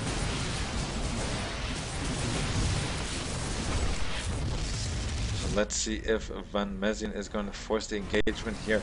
High Templars, there are 3 of them. There are 6 of them, and now the Vikings engaging, getting a lot of hits off on these Colossi, and oh, there go the storms. Van Mezien has to retreat. Another shot on that one Colossus. Will he get it? No, he won't.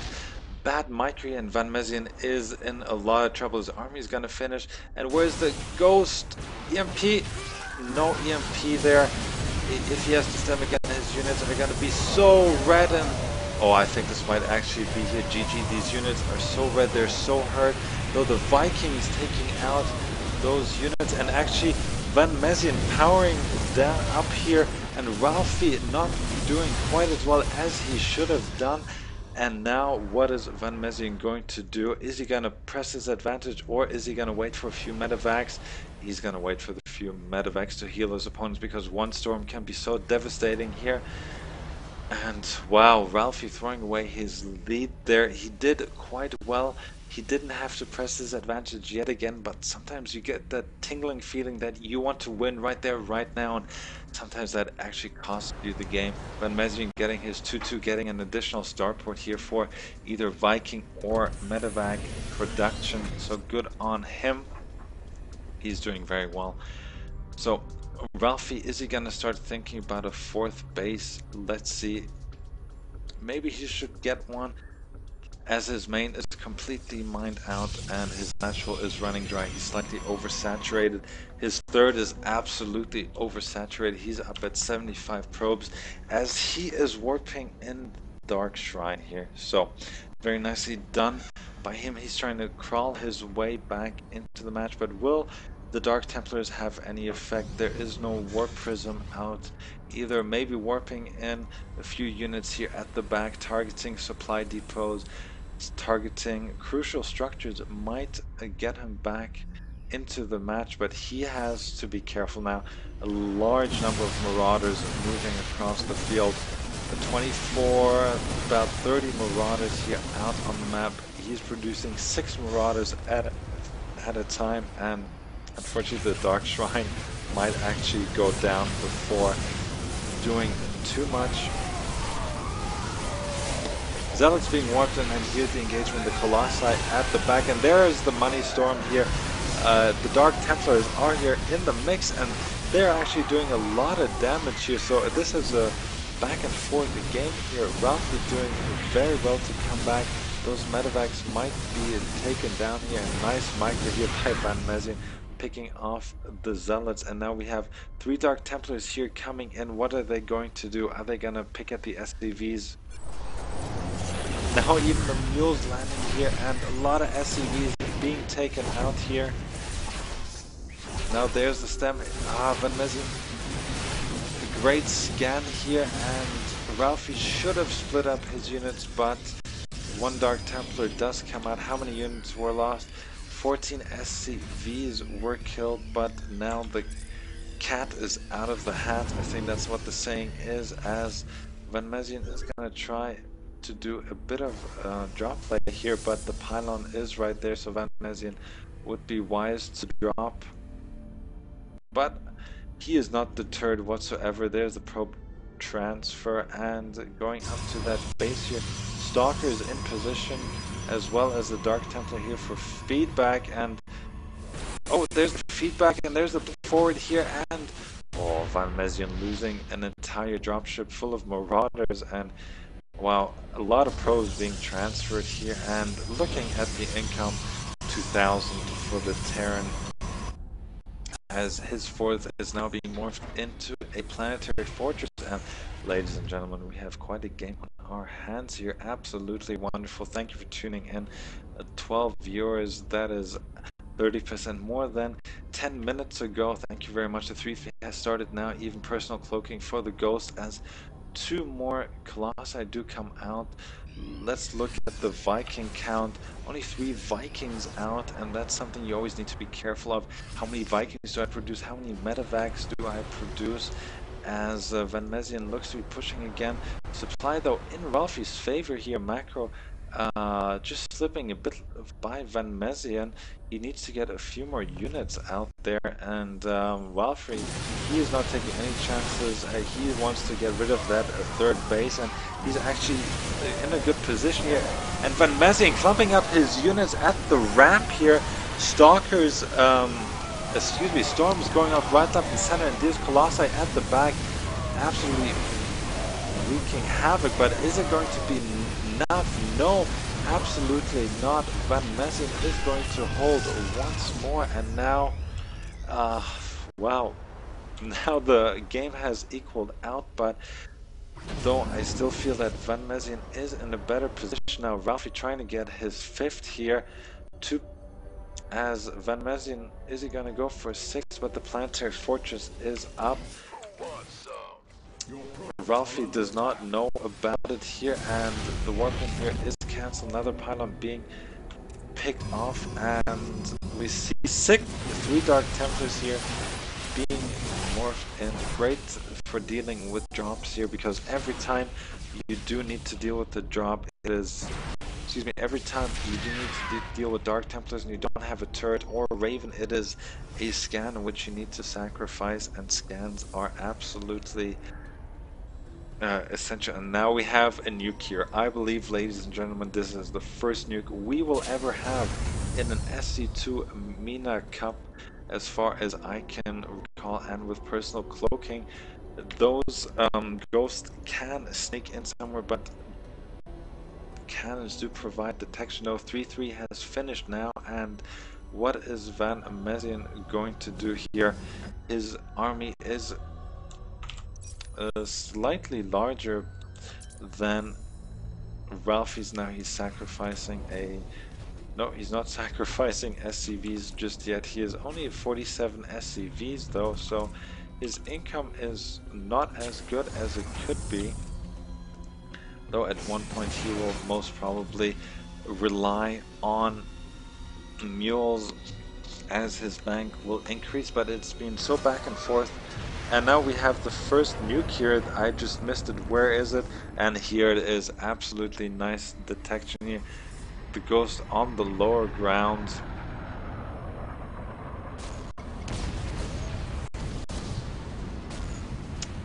And yeah, not getting any kills here, the Dark Templar on the high ground, and that Ghost will maybe perish, and now we have a little bit of engagement here. That orbital command will absolutely go down here. Another blow to Van Mezien, but those Vikings are out to hunt these Colossi, and they're going to get a lot of free hits though. One Colossi already down here, and the second one going to go down. Not enough units there to deal with it, and a lot of cloaked ghosts here, and they will rip apart this Unicom position that Ralphie has to offer, though he's going to target down all of the Vikings. So very nicely done. Ralphie though still in the supply lead. Dark Templar here, but he can't really do much against the Planetary Fortress because the detection is there as well. And another nuke has gone down. One kill now for the Ghost, as Ralphie does blink forward, and he's just going to get rid of the turret. And very smart play. This is absolutely amazing. He's going to get rid of that Planetary Fortress. At least he's trying to do so. Now a second coming in, a second Dark Templar, but in the meantime here, Van Mezien going to push forward here. That fifth for Ralphie is going to go down. In the meantime though, mass repair on the Planetary Fortress, and there is the scan, and will it be enough? SCV surrounding the Dark Templars, and yes, both Dark Templars are taken out. Van Mezien did get rid of the fifth here, but he has to be careful. Another nuke now coming in here. Some static defense. Zealots with charge are something to be reckoned with. Production tab is empty, so there's so much happening. And again, this is a bad engagement here for Van Mezien as he clumps up all his units. Storms wreaking havoc here. The Ghost, how many kills did he get? Another probe to his kill count as my mouse is moving across the screen. As I'm just being told here, second game of Van Mezien versus Magic, 15 nukes were launched, so apologies to that. Ralphie though, he has the supply lead. We're now past the 30-minute mark, and this is probably the longest PVT in SC2 MENA history. Now though, the Stalkers should not engage here. They should wait for these Colossi here to pick off the Planetary Fortress. All these SCVs are going to perish here in the long run. Now targeting down those SCVs. And what can Van Mezien do? He's coming in from behind. He's trying to sandwich these units. And will it be enough for the Planetary Fortress trying? And now the Semia from behind. The Colossi are caught here a bit out of position, but yet again attacking up the ramp, clumping up the units. The Colossi is on 20 kills here, 21, and it is taken out by the lone Viking here. And now Ralphie he's going to lose out. He's going to try and save that one Stalker, but it won't happen. One Dark Templar here, and let's look at the income. 200 for Van Mezien. He's absolutely starved.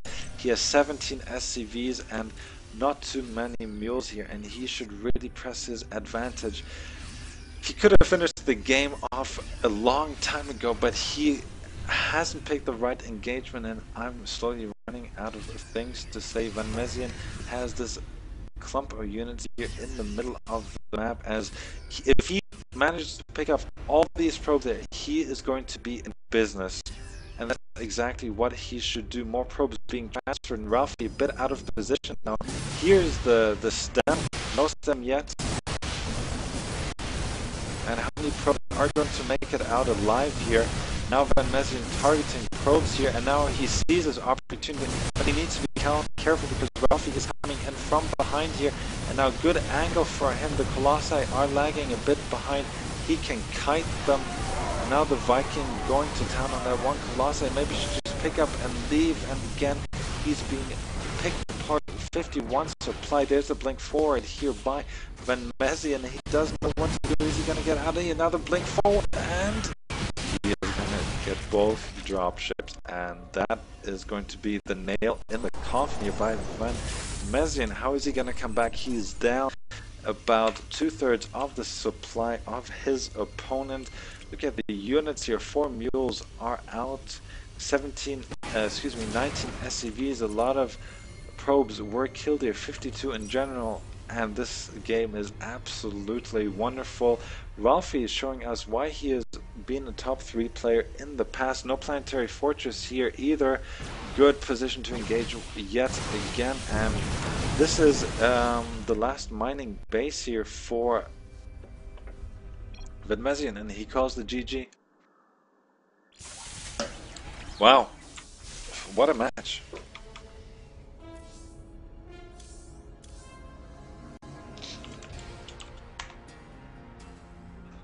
Wow, my voice taking a beating today. 36-minute match. I did not expect that here. Pink is mine. Okay, Ralphie getting his wish to choose the pink, and wow, Van Mezien now on the back foot.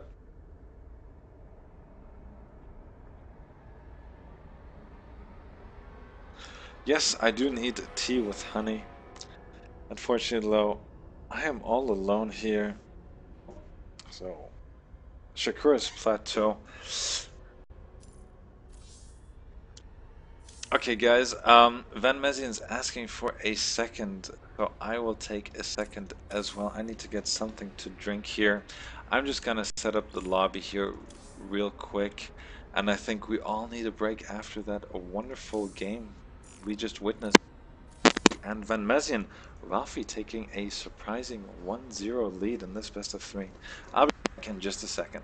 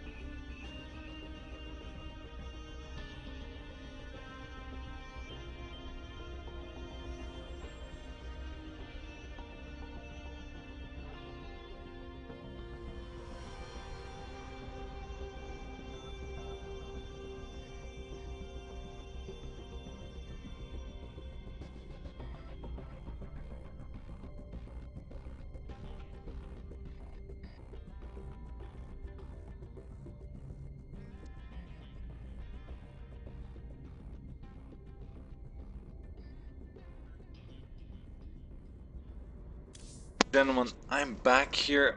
I'm ready. The players are ready. And I hope Van Mezien is too.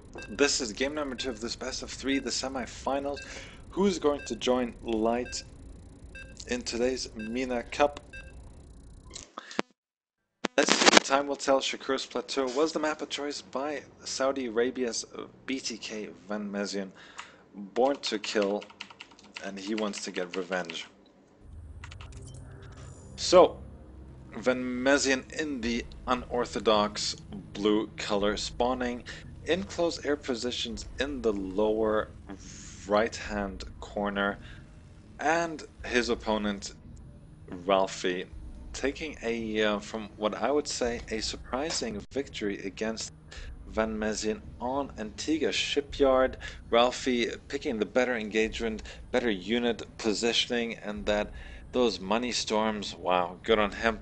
Van Mezien, he really did try to come back with a bit of nuke play, but he was simply starved, and let's see what we are gonna see in game number 2. Van Mezien yet again deciding not to wall in. He leaves his supply depot close to his base, not at the ramp. Ralphie, though, he'll be the first to scout his opponent. Not gonna find him right away, though, just on the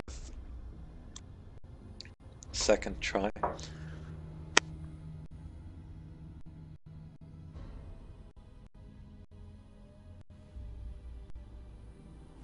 Oh dear, slip of the mouse. Ralphie says he has to go in 30 minutes, so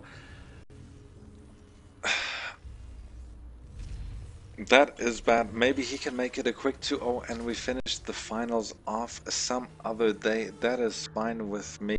Though if Van Mezien pulls one back, we need to delay everything by quite a while. So let's just see how that goes. Let's cross that bridge when we get there. Ralphie being annoying with the probe as he should be, just trying to distract his opponent, make him lose a few minerals by pulling one extra SCV off the mineral line. Van Mezien, he's going to scout his opponent right away. He will find that there is no such thing as a forge fast expand or such, but he will see the gateway at the top as we actually see, wow, 2 gateways. I'm just trying to think when the last time. When was the last time I ever saw 2 gateways like this? It's been quite a while, and let's see how Ralphie goes from here, as now his cybernetics core is being worked in. Van Mezien, he is gonna go for some 2 racks of pressure. He is the reactor, and I would eat my shorts if there would not be a tech lab on the second barracks, which is under construction here. So Van Mezien, he wants to put on a lot of early pressure. He saw that Ralphie can handle the late game. Maybe he'll have more luck in the early game. So 2 Marines here at a time. And is there going to be the tech lab here? There it is.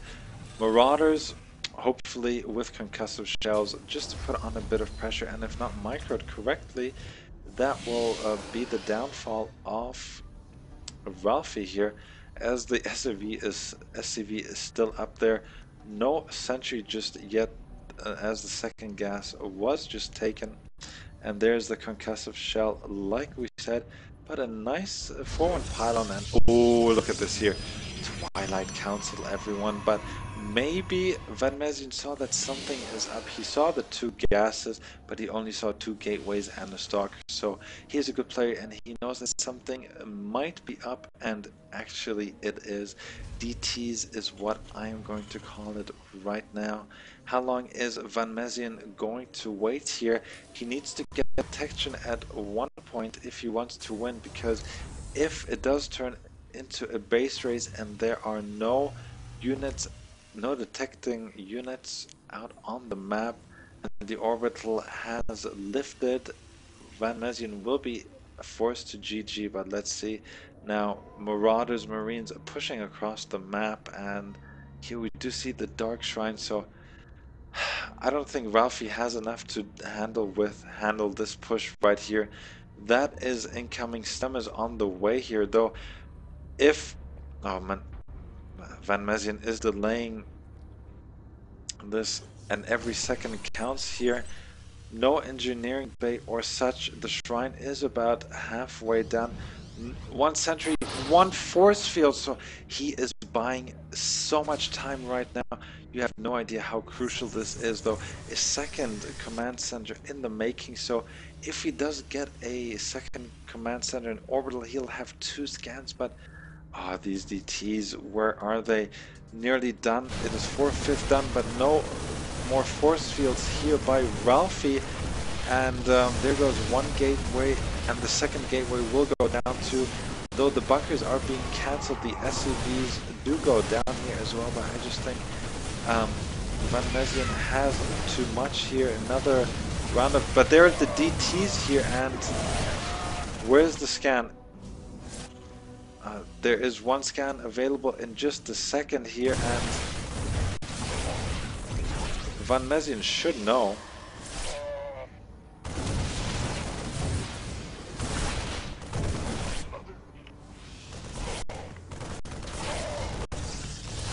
Yep, there is the engineering bay here, so it will be 1-1 there. Ralphie is at such a deficit. There is the missile turret and the wall in here, so I mean, Ralphie did try, but he'll know now that there is no coming back. He invested so much money into this DT play. He's trying to get a Nexus, but it is not going to be enough here. The turret completes, and there she goes.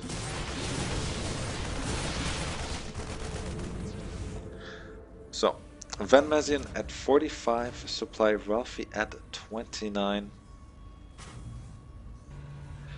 And just a little note to Valentine, I'm actually getting married. Anyhow, everything looking against Ralphie right now, a factory as well. STEM has completed combat shields, not yet though, but I think Van Mezien is going to go for a push. He's going to scout around though. This DT might do a bit more damage here. Delay the turret here at the front, very nice. And actually no unit to very nicely done here by Van Mezien.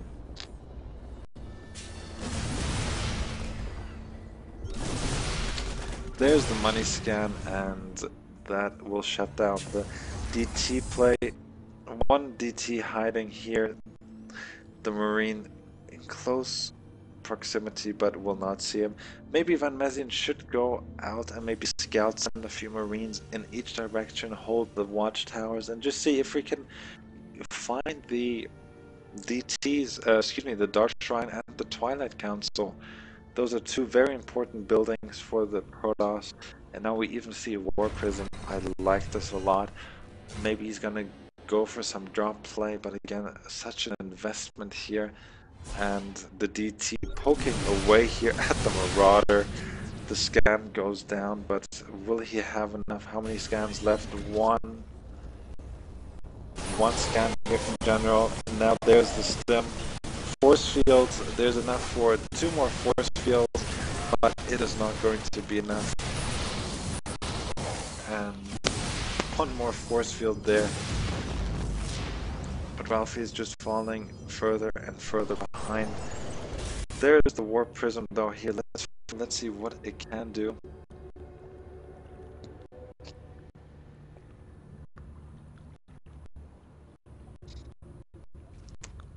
Ghost Academy going down, both refineries being taken at the natural, and 2 DTs being more warped in, but there is a missile turret. And what is he going to go for? Just SCVs or the turret? The turret, very nice. No repair will save that.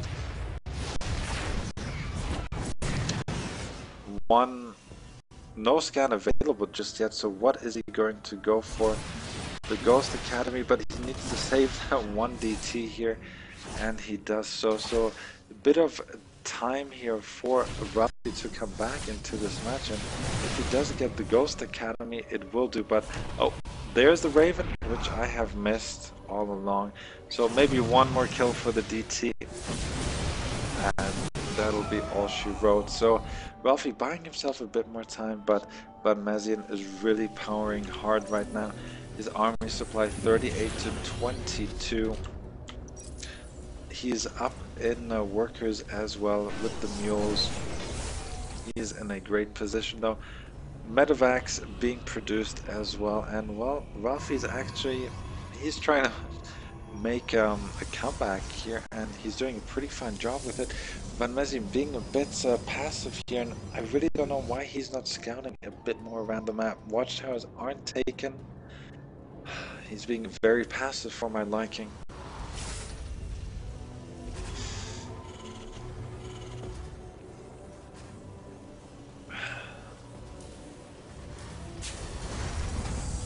Not much happening though. No upgrades. Van Mezien has enough money to start with the upgrades. Maybe he's a bit tired, but he's definitely not playing his best today as he's moving out with a small task force, which actually Ralphie can deal with at this point. He has quite a few zealots, quite a few stalkers, and with the right force fields, he'll be able to tear Van Mezien's army in half there with the force fields. Or Van Mezien being smart, he's actually just gonna drop the main, something he should have maybe done earlier. Ralphie does see it now, and he needs to pull his units ASAP. There's the warp. No, Mezien should have maybe tried to split his units up a little. There goes the Guardian Shield. The point defense zone helping out quite a bit here, very nicely. Actually, the force field's helping Van Mezien here.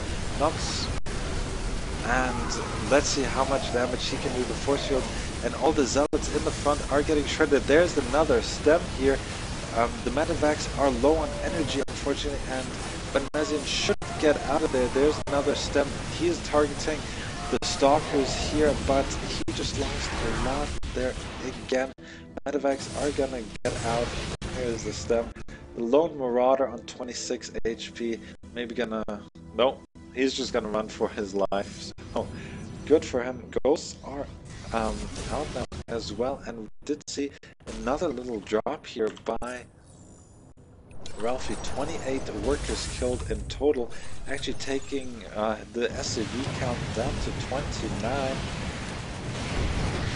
And the warp turret getting a lot of hits there by that missile turret. Not enough though. But yeah, Ralphie, he is back into this game, and I don't know how. Ralphie, how good have you become? 88 supply for Ralphie, 96 for Van Mezien, and this game is back on. Van Mezien throwing away a lot of units though. In the resource counting station, we see that Ralphie has thrown away just over 1,000 minerals more, probably due to the large amount of DTs being used, and these 3 buildings are the safest buildings you'll ever see. Bit of a misroute here by Ralphie. Zealot should be ideally at the Zalnagar Watchtower, and the Colossus is out here. Upgrades going down for Ralphie, and he has really come back into this game. His economy looking nice and strong, and now Van Mezien is trying to get his third. The probe though gonna sneak in a little pylon here and actually gonna grant vision of the expansion. And let's see what Ralphie has in mind though, but this is something I'm very against here. He's trying to push out yet again, and where the ghost here with the EMPs. Okay, wise decision here by Ralphie to back out yet again. Pylon is ready. A couple of zealots will deny that for quite some time. Putting another DT weapon here at the back, and a nice pickup saving both here. So really nice job here by Ralphie, and Van Mezien really needs to start thinking about an expansion. He is slowly running dry here in the main and the natural, really denying that third. He could have done that by quite some time, but Ralphie is very busy. Clear that one marauder, and he'll start thinking about his third, and he's in an absolute position to do so. But now Van Mezien here moving in with a little drop here. The 2 stalkers is going to be warped in, but that's not going to be enough, especially not with marauders. So the wrong unit to warp in there though, targeting the medevac, very nice. He's going to go after a few pylons here. No, much else he's gonna go for. But this job really not paying for itself. I mean, 2 stalkers behind one, a probe, not that good. Van Mezien moving forward here with his command center, most likely a planetary fortress. He wants to be safe against small DT or Zealot counter attacks. Excuse me, there it is. And look at the supply card, Ralphie, 120. And wow, he is absolutely doing a fantastic job. I really need to apologize. I was hard on him at the beginning, and I thought this match is over after Van Mezien closed off the wall at the front, and DTs were not that effective. But that is all history now. Ralphie actually thinking about his third, and I feel Van Mezien, his attacks are a bit one-dimensional. He needs to use his drops a bit more. His unit composition is way more mobile than his opponents. We always know that Protoss moves across with a large clump of units, so you actually want to split the Protoss army up into more units. But now the DT actually wanting to get a few kills there, and Van Mezien now scouts the third with the lone Marine, and let's see how this engagement will go. Army-wise, army supply in Van Mezien's favor here, but the unit composition though I favor, and I hope Van Mezien does not engage on a ramp yet again. Is he going to do so? A nice force fields here, and now where's the point defense drone here for the stalkers? There it is. So the Colossi at the back, not dealing the damage he should be dealing, and now actually Van Mezien doing the right thing here, engaging correctly. That point defense drone doing a world of good, and now as the force fields subside, the Marauders and the Ghosts will put on their DPS, and they will take out the third here, and now Van Mezien is in a commanding position. 48 supply versus 122, and there's the GG from Ralphie, and that's how quickly a game can change. One unit, one misstep can make the difference in the battle, and unfortunately I think that might be all there is to the SC2 MENA Cup, as Ralphie does have to go. Slayer's Eve as co-caster. Yes, absolutely. My Korean is not that good.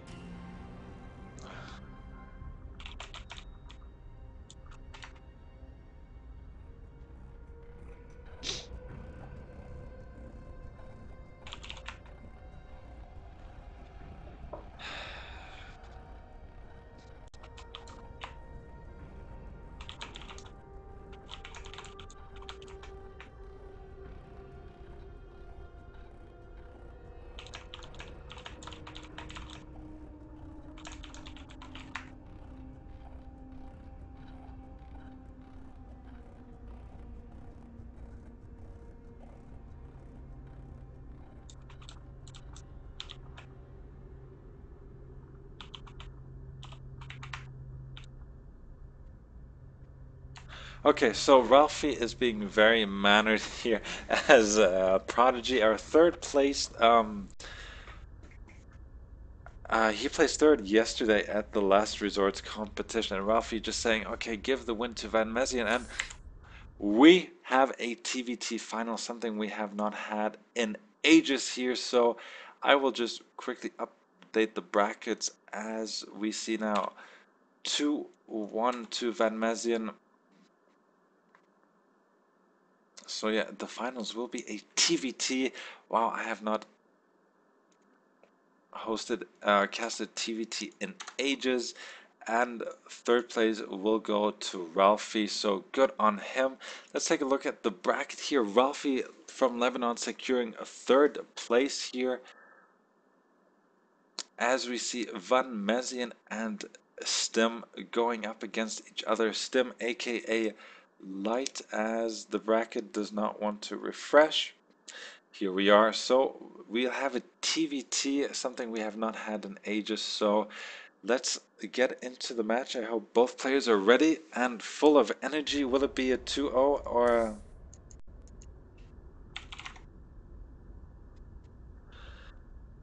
I will ask the players if they wanted to have a best of 3 or a best of 5. If both parties agree, we will only make it a best of 3, but it is up to them. I'm getting a bit tired and I'm so hungry, so I sure hope that both guys do agree.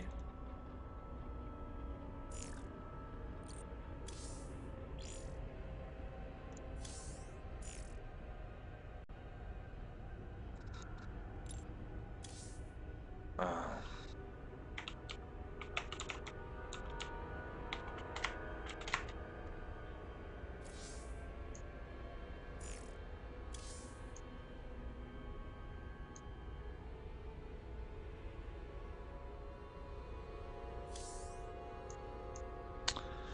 uh,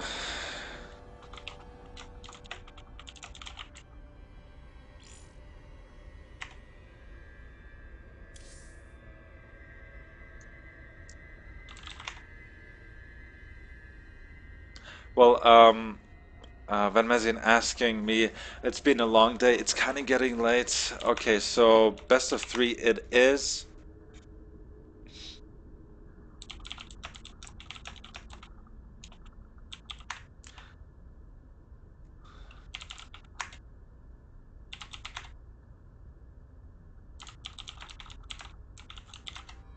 So, best of 3 it is. Antigua Shipyard. Both players say they are tired. Light only slept 3 hours apparently, so both are ready. So we will start the game here. TVT on GSL Antigua Shipyard. The first TVT we have casted in, wow, maybe 2 months. So let's see. Not a single Lebanese player in the finals either. BTK Van Mezien representing, excuse me, let's start off with Light representing the United Arab Emirates. He's a Masters player. He took second at last night's Last Resort StarCraft 2 tournament, so good on him. He is hot on his heels. He wants to follow up yesterday's second with maybe even a win today. But his opponent from Saudi Arabia, Van Mezien, a previous champion and a frequent top 3 finisher of the SC2 MENA Cup, he is sporting the yellow, the pink color, his favorite color. He's won it back, and this will be interesting. Both players have agreed to a best of 3 here because we're all a bit tired here. Van Mezien is tired, and as he pointed out, TVTs really do take a long time unless someone does something cheesy, something unorthodox. Let's see what we will get from both players. TVT has turned into something of, let's say at some point we had, at the very beginning of TVT, we saw in the GSL that one person would just run siege tanks into the other siege tank line and then the game would be over. Then we slowly saw the introduction of Vikings with the air superiority, but then Bio made a comeback as well very strongly, and even now some players still favor Bio over Mech, but only very few players can pull it off. And now we have something winter-esque here.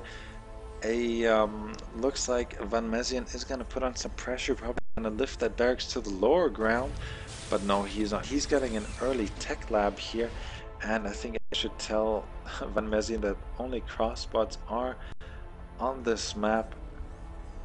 A weird little wall in here as well. So maybe Van Mezien really is a bit tired, and now we have Light here just putting his racks somewhere else as well. Very cute. So both players mixing it up, and I think my voice is kind of giving out here.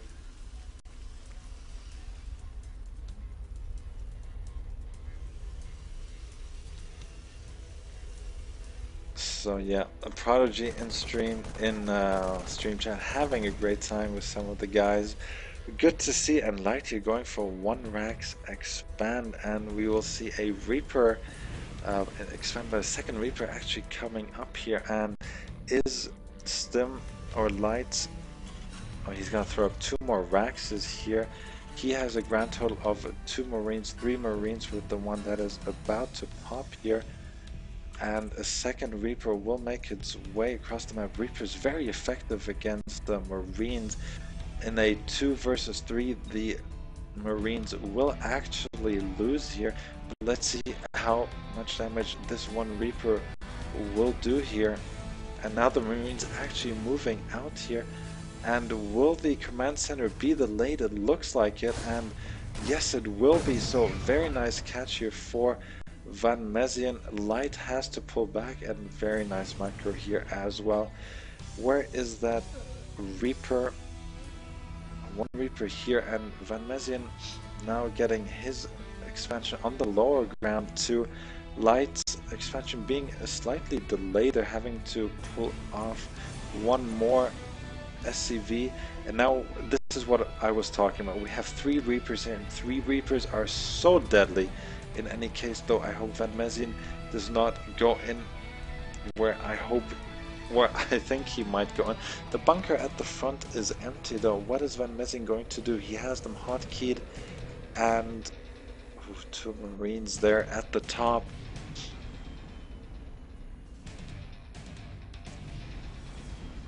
Very interesting play. This can be match changing here, and let's see. Marines will start firing now, but now the Marines do go down, and there will be one more supply depot which will burn to the ground here, which will be destroyed. And now Light has to hustle, and actually Van Mezien does go out.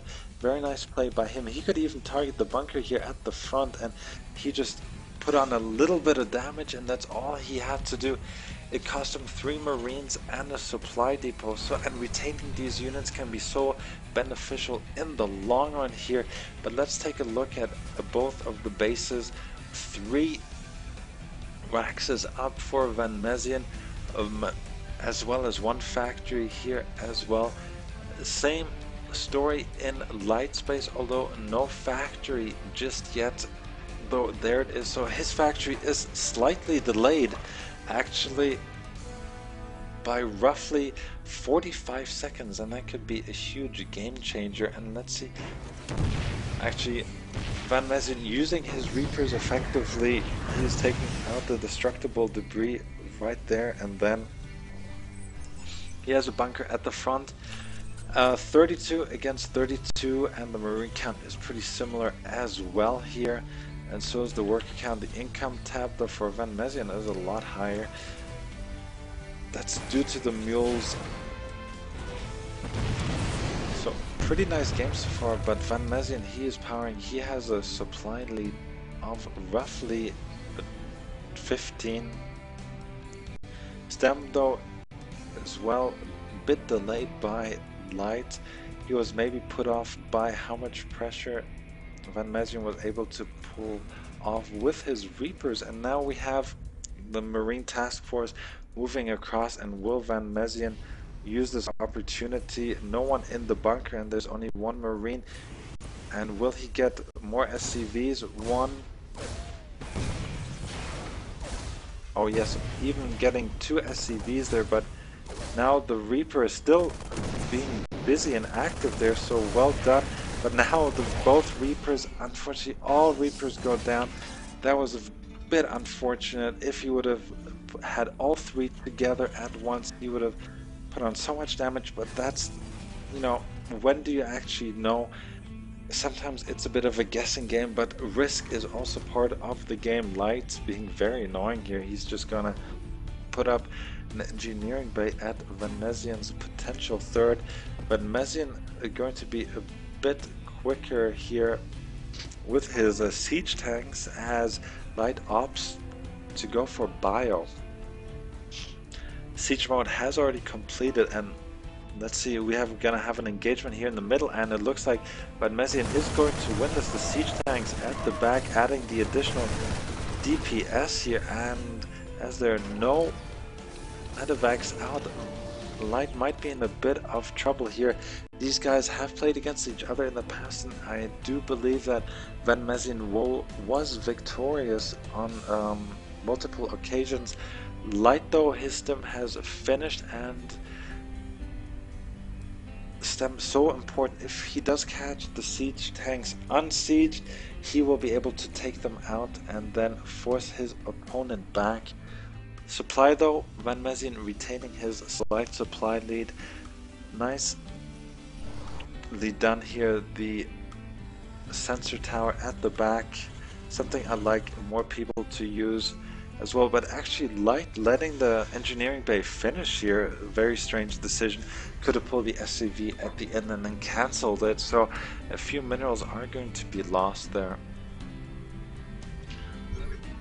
Medevacs coming in here for Van Mezien. He will probably use the Medevacs for vision on the high ground, and a large marine force is moving across, but they will probably miss each other. There's the Van Mezien has to be careful. And now here, this is what I mean, this tanks are unsieged. There was the early stem, but now the medevacs, the siege tanks are in place though, and Light is forced to move back. A nice try though.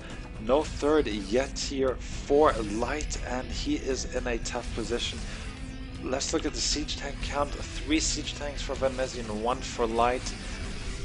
And now, actually, Van Mezien kind of forgetting about his siege tanks here.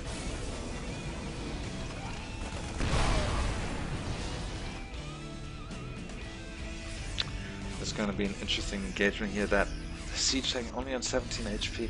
Maybe an SCV should make his way across the map. Light, though, he's looking to take another base fairly quickly here. He's looking to move that orbital command because he knows he can't take the third right now, so quick thinking from him. Though that engineering bay, wow, that is really being annoying, and stemming these units as Light is moving in. This could be devastating. No static defense here, only 1 bunker and 1 siege tank, so he has to be careful. Van Mezien, he has to pull back, he needs to cancel these missile turrets, or actually he's gonna catch a few here. So yeah, this, or losing a lot of medevacs here to the missile turrets. This is poor control here, as though Van Mezien loses his third. Van Mezien has a few units down here, as now Light has taken his third. 1 mule has landed, but things are looking good here for Light. And Light is just going to retreat here, very nice. Van Mezien is going to follow this up with a drop here, but look at the supply depot here. It is definitely going to intercept this drop. Though, will Light be looking at his screen? He's busy. He knows that there's a small force out here, but now he has the stem and into the siege tank line. And wow, this was bad, but he will be able to clean it up here eventually. Now, actually, a few more units coming in, but it was not very cost efficient, to say the least. But did he see the drop here in the meantime? 2 mules landing. Van Mezien? Nope, Van Mezien opting to drop in the main here. Those few Marines not doing much, and another supply depot being targeted right here. And a nice pickup here, going to move across, forcing the lift here once again. So Light losing a few SCVs, losing mining time, and that orbital command is in a bit of trouble here, although it should be fine. He can repair from the other side if need be. Looking at the army supply, 66 for Light and 84 Van Mezien, though, losing one medevac there for nothing, and his little drop was cleaned up as well. Excuse me. The third not re-established yet for Van Mezien, and excuse me, things are not looking good for him at all. He needs to get his income back, as he's only starting his third right now. His natural is a bit oversaturated, and now Light is trying to push out here, as he is willing to reclaim his third, maybe even think about a potential fourth here, as his upgrades are doing quite well. Looking at the siege tank count though, 8 siege tanks for Van Mezien and only 4 for Light here. What is it going to be? Van Mezien trying to push out for where he thought the third of Light would be, and he needs to be very careful here how he engages, because if he does get surrounded or if he does get trapped, he is going to be in a lot of trouble. And there's the stem, and this is what I mean now from the top, and all the siege tanks are going to go down, and that is a huge loss here for Van Mezien. Those siege tanks are so difficult to replace, and Van Mezien, he'll be kicking himself right now. What is he going to do from here on? Light taking a superior supply lead, as well as taking a starting his fourth command center. He can do that as Van Mezien is now only trying to get his third back. His natural is just about mined out, and so is his main.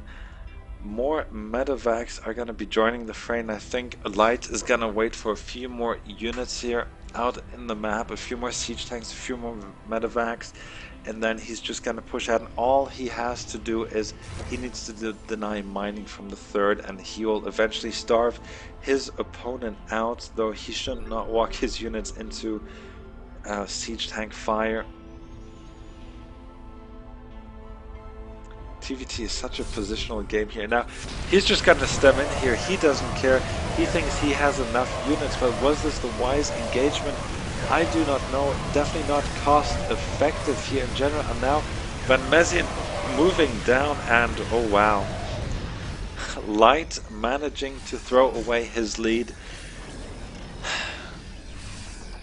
And the game is back to square one here, as Light now did lose quite a few units. Mining is in full swing, but Light does have a few more units here out in the middle of the map, and both players are trading heavy blows here. Now there's the early stem here, but more Marines and more medevacs here, but the siege tanks at the back overstemming there, overcommitting just a little.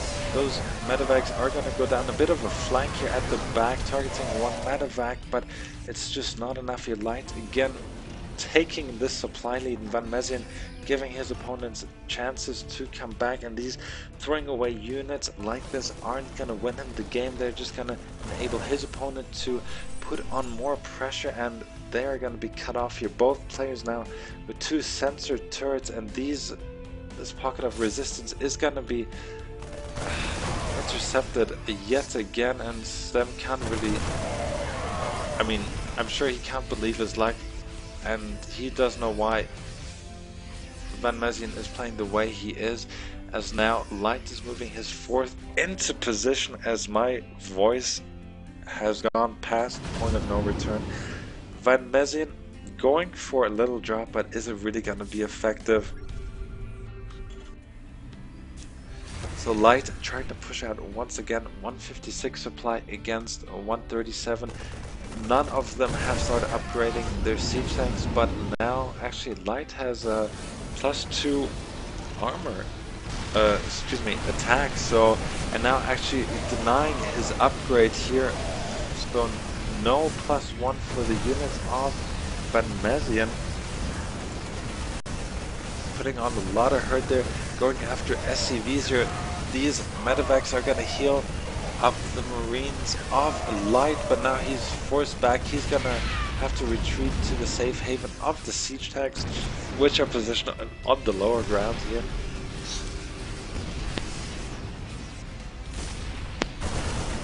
Another stem here, but now Van Mezien, he isn't going to wait for anything. He's just going to go in there, not siege, but those siege tanks here, they are really hurting him, and this was again yet a cost inefficient, but Van Mezien does clean it up. Well, but look at this, more units coming across here for Light, and he only needs to deny mining at the third. He doesn't need to do anything else. He's gotten up a 5th base in the meantime. He's getting a bunker, and he's establishing himself in the middle, and that Once that happens, I don't see any way for Van Mezien to come back into this game. Light though, he should engage wiser. His unit positioning is not ideal, though he is really putting it up. No, 5 more Raxes across the middle, and Van Mezien, he's slowly running out of options here. His drop play hasn't really worked as the lone Marine is guarding that side of the map. He's opting to go for more tanks, so mech play all the way for him. But Van Mezien, does he have enough gas to pull it off? He's only on 4 geysers, and they are running dry very fast. His upgrades are lagging behind too, and he really wants to make something happen, but both players are just positioning themselves here, and Van Mezien actually being very smart, picking off a small pocket here of Light's army, and is he gonna go around? But I'm sure he'll be intercepted. Checking the upgrades. Upgrades are in favor of Light here, and now splitting up the units is not in favor of Van Mezien, and Light is gonna win this engagement here, losing a few more medevacs as well, and he's desperately trying to break free, but now Light has a tight grip on his side of the map.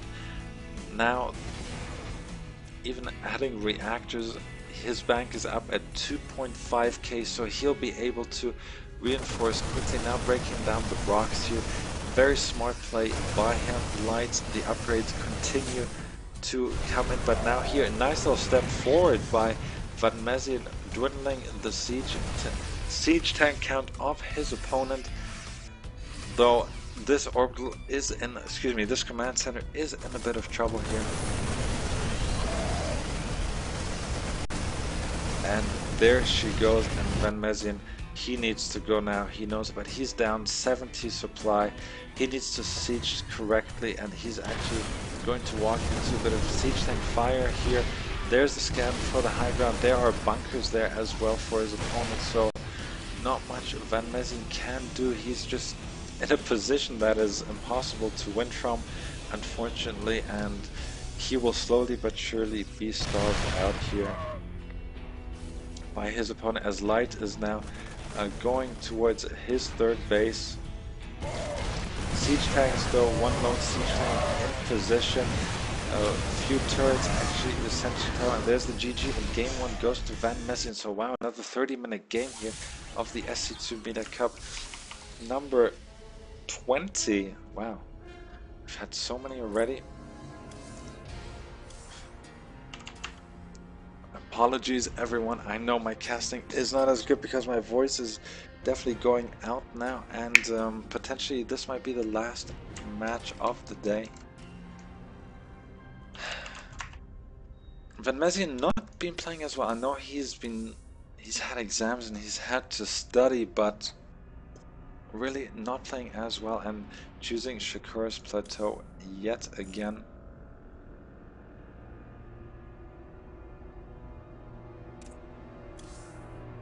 Well, thank you for being faithful. The 5 viewers, I know it hasn't been as good, but I promise everything will be better next week. So I'm just gonna grab another glass of water, and we will be back in just a second.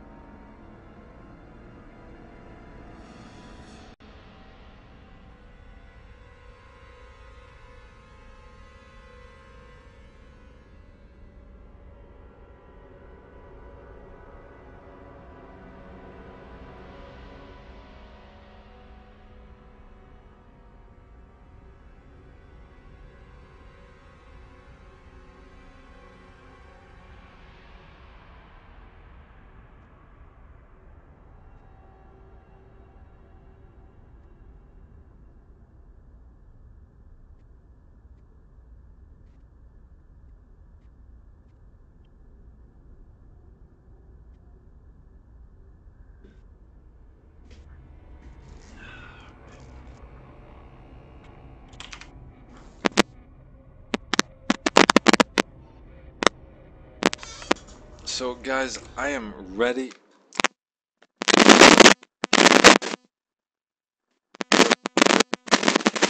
Can get one additional fluid. That's what counts.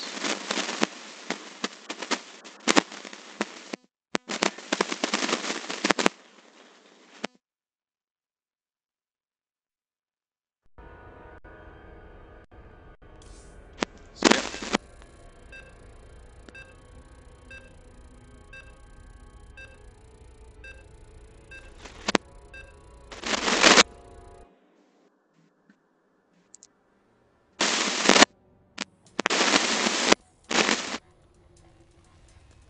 So once again, Van Mezien starting on the right.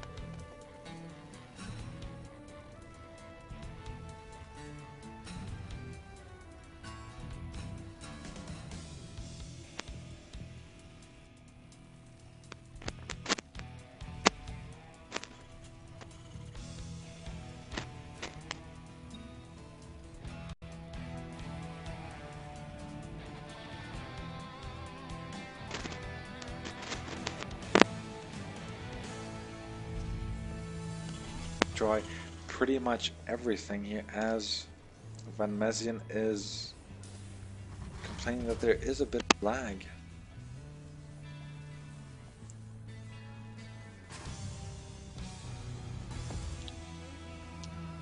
Yep.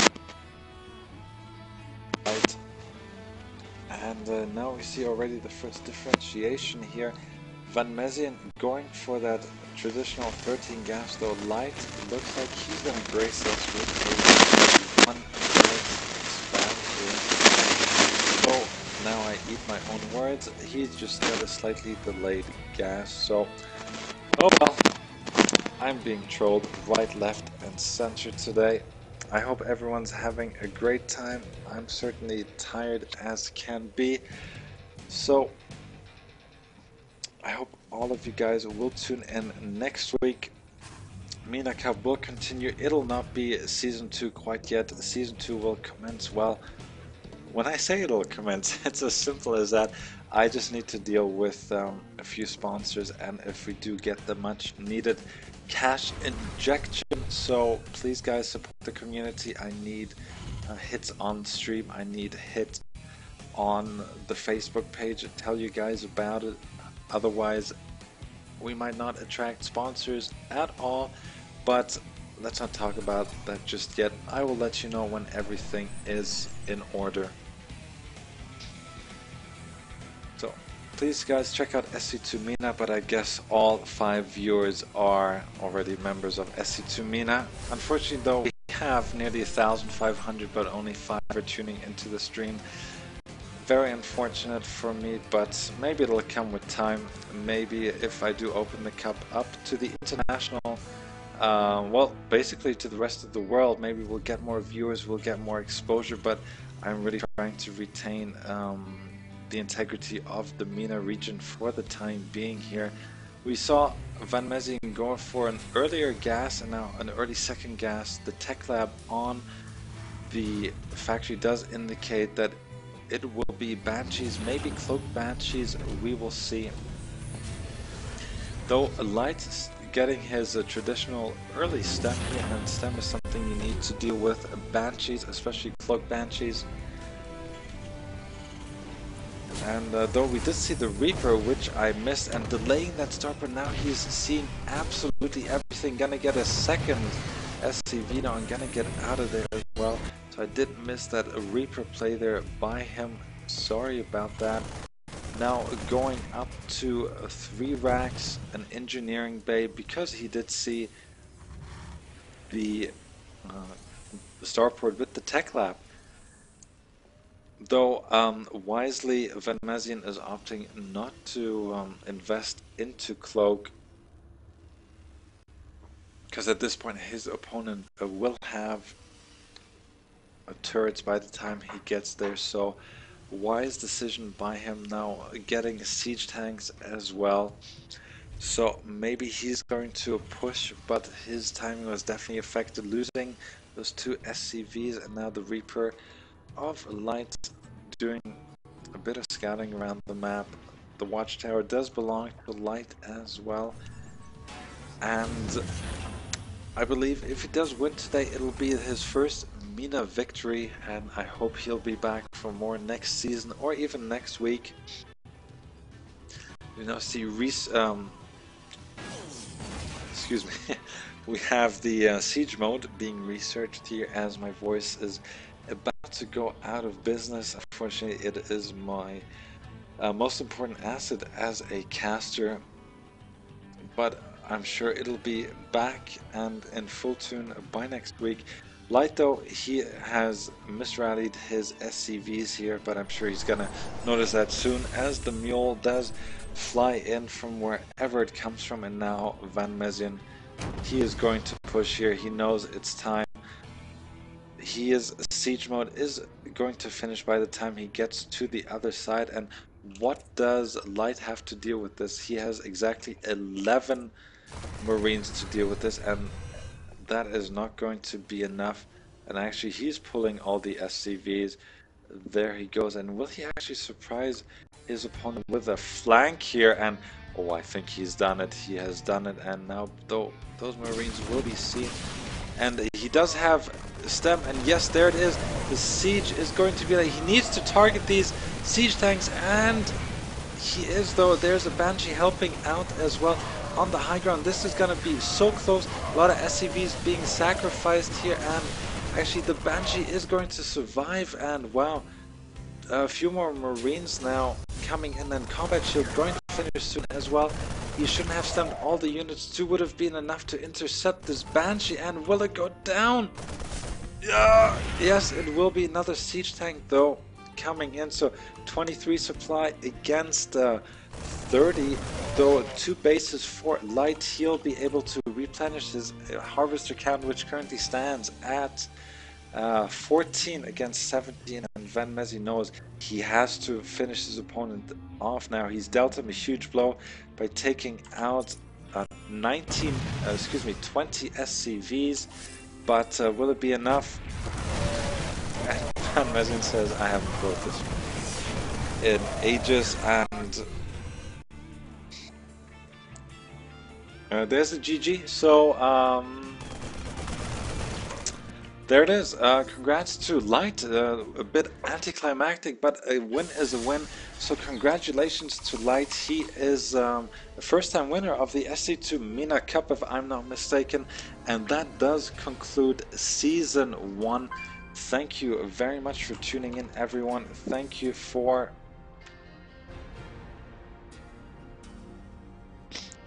I hope my mic is okay. I was just messaged that something was wrong with my mic, but I hope it's fine. It's been a long day. Thank you for tuning in.